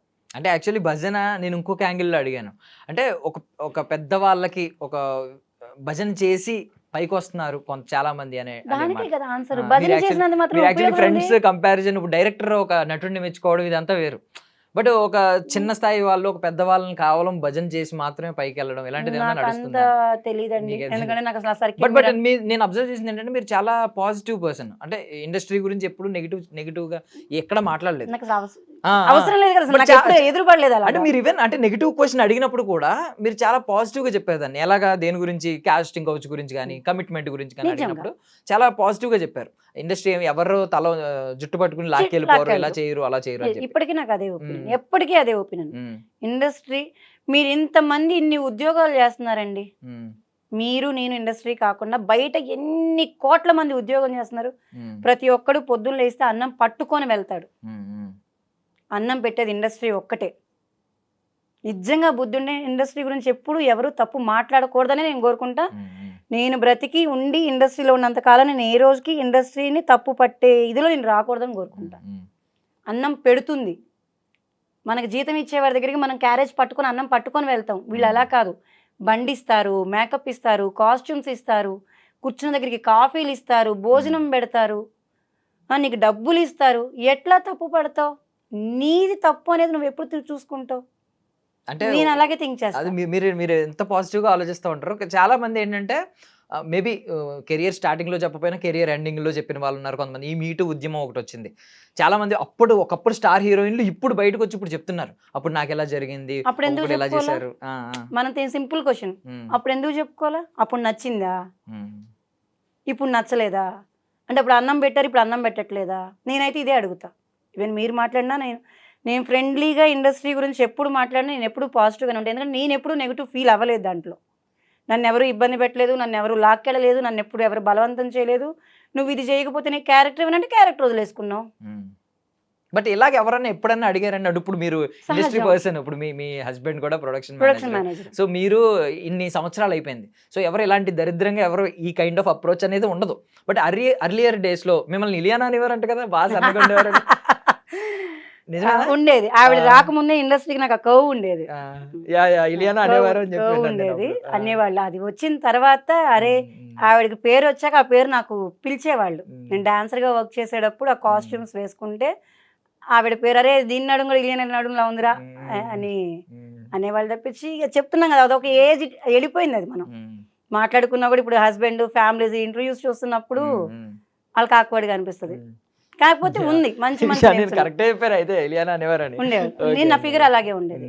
ఫస్ట్ థింగ్ చాలా స్లిమ్ గా హైట్ గా డస్కీ స్కిన్ తో చూడటానికి చూడంగానే అది రౌడీదా అన్నట్టు కాదు, ఇది మంచి హోమ్లీ అని కాదు. నేను ఇంత రౌడీలాగా ఉన్న నన్ను హోమ్లీగా థింక్ చేసి గెస్ట్ చేసి నన్ను పెళ్లి చేసుకున్న మా హస్బెండ్కి ఒక్కడికే నేను ఆ క్రెడిట్స్ ఇస్తా. అది కాకుండా నాకు ఎవరికి నేను ఆ క్రెడిట్స్ ఇవ్వలేను, ఎందుకంటే నన్ను ఎవరు అలా చూడలా.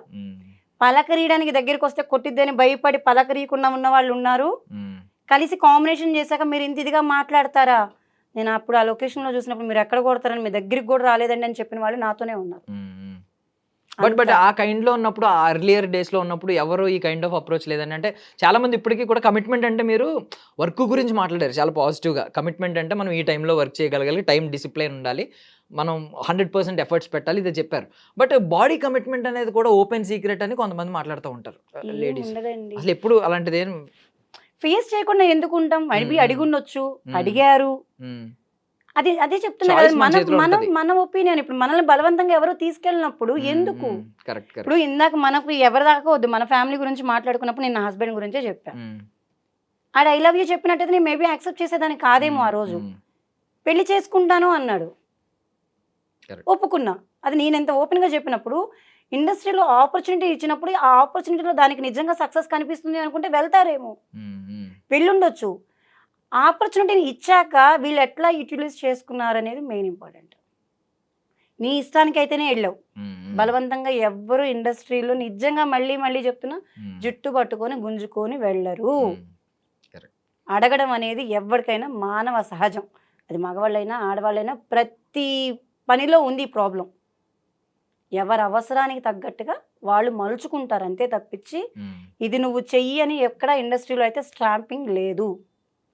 ఇండస్ట్రీలో వర్క్ చేసిన వాళ్ళందరూ ఇదే చేసి వచ్చారని కూడా స్టాంపింగ్ లేదు. అది వాళ్ళ వాల్యూస్కి వదిలేయాలి అంతే. మన గురించి ఒకడు మాట్లాడుతున్నాడు అంటే అది వాళ్ళ విలువలకు వదిలేయాలి.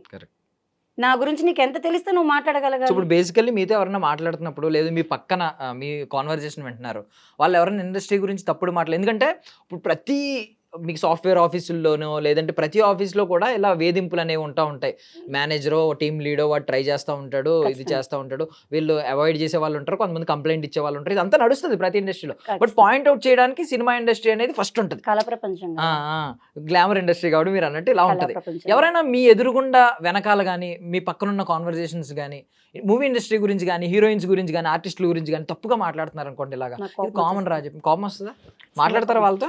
అరిచేస్తా. ఎవరు తప్పు ఉంది అసలు? ఫస్ట్ థింగ్ మనం ఎవరు మాట్లాడే హక్కు ఉన్నోళ్ళం.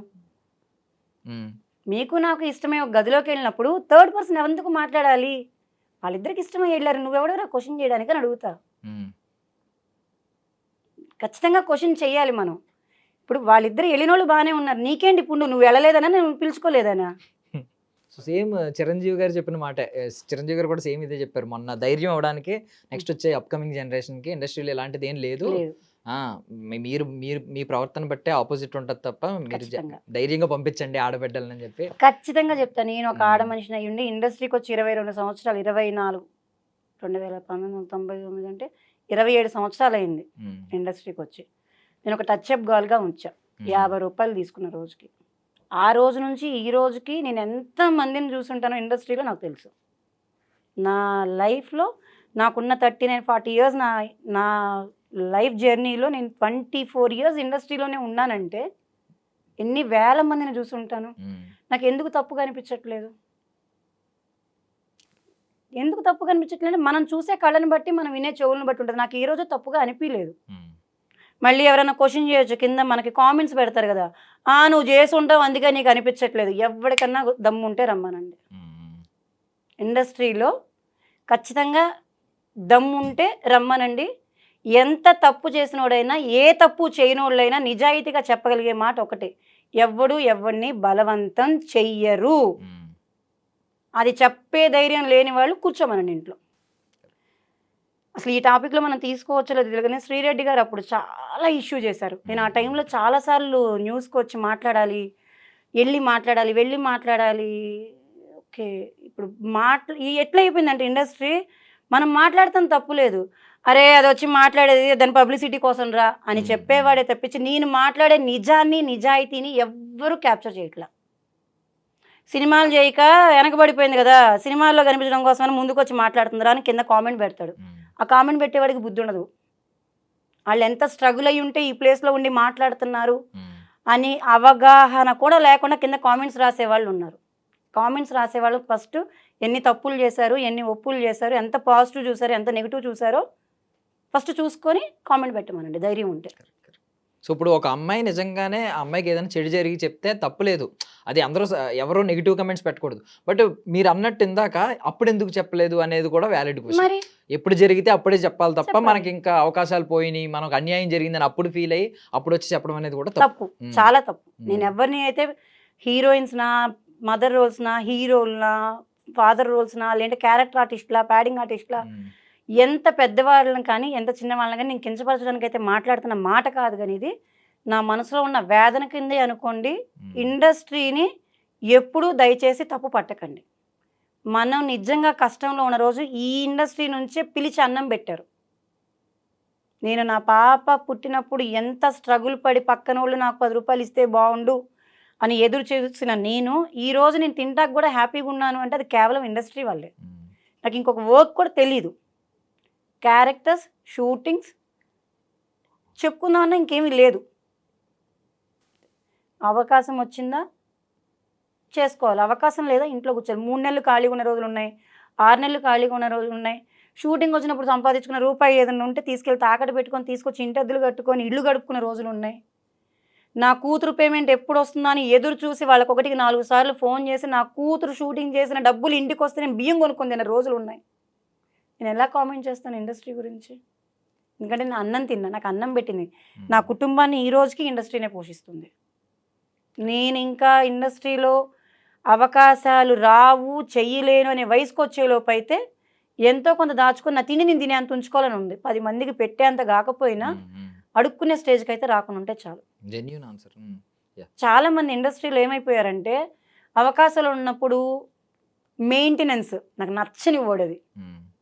మన చేతిలో 10,000 బ్యాగ్ ఉందా, మన చేతిలో 1,50,000 ఫోన్ ఉందా, మన మేకప్ ఏదో విలువ, స్టిక్స్కి కాస్ట్ ఎంత ఉంది, మనం వేసుకున్న కాస్ట్యూమ్కి కాస్ట్ ఎంత ఉంది, బ్రాండ్ ఏముందని చూస్తారు. కానీ అరే రాత్రి నువ్వు ఇంట్లో తినడానికి బియ్యం ఉన్నాయా లేదని చూసుకునేవాడు ఎంతమంది? ఇండస్ట్రీలో ఉండాలి అనుకుంటే మెయింటెనెన్స్ అన్న మాట మర్చిపోయి జెన్యూన్గా ఉండి వర్క్ చేసి రూపాయి నువ్వు దాచుకుంటాం చేతనైతే దాచుకొని బతుకు, లేదా ఇండస్ట్రీలో ఉండమాకు. ఎందుకంటే ఆఖరి రోజుకి అడుక్కునే స్టేజ్కే వెళ్తావు. ఇంకొక మాటలు విన్నానండి, నాకు షాకింగ్ అనిపించింది. ఏంటంటే మొన్న సావిత్రి మూవీనా? మూవీ గురించి ఆ రోజు మాట్లాడినప్పుడు మీరు అంటే చాలా అలా అలా అలా మాట్లాడేశారు అనిపించింది. ప్రాస్టిట్యూట్ క్యారెక్టర్ చేశాను కదా, ఆ క్యారెక్టర్ మీకు మంచి పేరు తెచ్చిపెట్టి ఉండొచ్చు. చాలా మంది భయపడతారు. రైల్వే స్టేషన్ సినిమా చాలా మంది భయపడతారు. బట్ నాకు ఇష్టం అలాంటి క్యారెక్టర్ చేయడం కూడా. అలాంటి వాళ్ళని చూసి గౌరవం ఏమో అన్నారు. ఏంటి ఎందుకు అన్నారు ఆ మాట? నాకు అర్థం కాదు. గౌరవం అంటే అండి, ఒక మనం చాలా విషయాల్లో మాట్లాడుకుంటాం తల్లి గొప్పదనం గురించి. తండ్రి లేకపోయినా తల్లి ఎలా బతికింది, ఎలా బతికిచ్చింది మమ్మల్ని అనేది నేను చూసాను మా అమ్మగారిని. కాబట్టి నాకు తల్లి గౌరవం బాగా తెలుసు. ఏ తప్పు చేసిందా, ఏ తప్పు చేయలేదు అనేది భగవంతుడికి తెలుసు. మా అమ్మగారి గురించే మాట్లాడుతున్నాను, ఎవ్వరి గురించి మాట్లాడతలా. మొగుడు లేకుండానే 2 పిల్లల్ని సాకుతుందంటే మేము చూసాం అన్న మాటలకి రోజులు ఎక్కెక్కి ఏడ్చుకున్న పడుకున్న రోజులు ఉన్నాయి మా అమ్మగారు.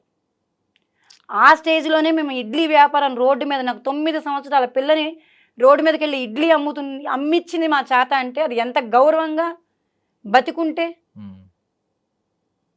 వయసుకు వస్తున్న ఆడపిల్ల నాకు మెచ్యూర్ అయ్యాక నేను మార్కెట్కి వెళ్తుంటే ఈ వయసులో ఇక దీన్ని పంపించడం మర్యాద కాదు అనుకొని తను ఆపిచ్చేసుకుంది. నేను మెచ్యూర్ అయ్యేదాకా కూడా నేను ఇడ్లీ వ్యాపారానికి వెళ్ళా. మరి మా అమ్మగారు ఆ రోజు ఎందుకు సంపాదించలా? కరెక్ట్గా 26 ఇయర్స్ వచ్చినప్పుడు చనిపోయారు మా నాన్నగారు. మరి మా అమ్మగారికి వయసు లేదా? మా 2 ఆడపిల్లలను పెట్టుకుని ఆమె ఎందుకు కష్టపడింది? ఆవిడ కష్టపడకపోయినా ఆవిడ ఎన్ని మాటలు అన్నారో, అవి ఎంత ఏడ్చిందో నాకు మా అక్కకి ఈ రోజుకి గుర్తు. అలాగా గౌరవం మేబీ ఆ వయసులోనే స్టార్ట్ అయిందేమో వాళ్ళ మీద నాకు. ఏడ్చేదమ్మ, ఈ పనైనా చేసుకుంటూ ఉంటే ఇలా సంపాదిస్తున్నావు, ఏ పని చేయకపోయినా ఈ పని చేసి సంపాదిస్తున్నావు అని అంటున్నారే అని. ఆ పని చేయటం అంటే ఏంటి అనేది ఒక వయసు వచ్చాక తెలిసింది. అలాగా తెలియకుండా రైల్వే స్టేషన్ మూవీలో ఆ క్యారెక్టరు, మా అమ్మగారు నన్న మాటలు, ఆవిడ ఏడ్చిన ఏడుపులు క్యారెక్టర్ నుంచి బాగా కనెక్ట్ అయినాయి. దాని తర్వాత నేను కనీసం 4 సినిమాలు చేసుంటాయి ఈ క్యారెక్టర్కి. రేపు వచ్చినా చేస్తా. నాకు నిజంగా చాలా ఇష్టం. పోలీస్ క్యారెక్టర్ అంటే ఇష్టం. వై? బికాస్ మా అమ్మగారు నన్ను కానిస్టేబుల్ అయినా చేయాలని చెప్పి చాలా ప్రయత్నించారు. నువ్వు 10th కంప్లీట్ చేసుకో, నేను పోలీస్ ట్రైనింగ్ పంపిస్తాను. నువ్వు 10th కంప్లీట్ చేసుకో, నేను హాస్టల్ పంపించి పోలీస్ ట్రైనింగ్ పంపిస్తానంటే భయం వేసేది. అమ్మో, నేను మా అమ్మ దగ్గర నుంచి దూరం పంపించేసిద్దా, అమ్మో నేను మా అమ్మ దగ్గర నుంచి దూరం వెళ్ళిపోవాలా అని. అలాగా పోలీస్ క్యారెక్టర్ మా అమ్మగారికి నన్ను చూడటం ఇష్టం వల్ల పోలీస్ క్యారెక్టర్ అంటే చాలా ఇష్టం. ఒక మగ దిక్కు లేని ఆడదాన్ని సమాజం చూసే చూపులు అనుభవించిన మనసుకు మాత్రమే తెలుస్తాయి.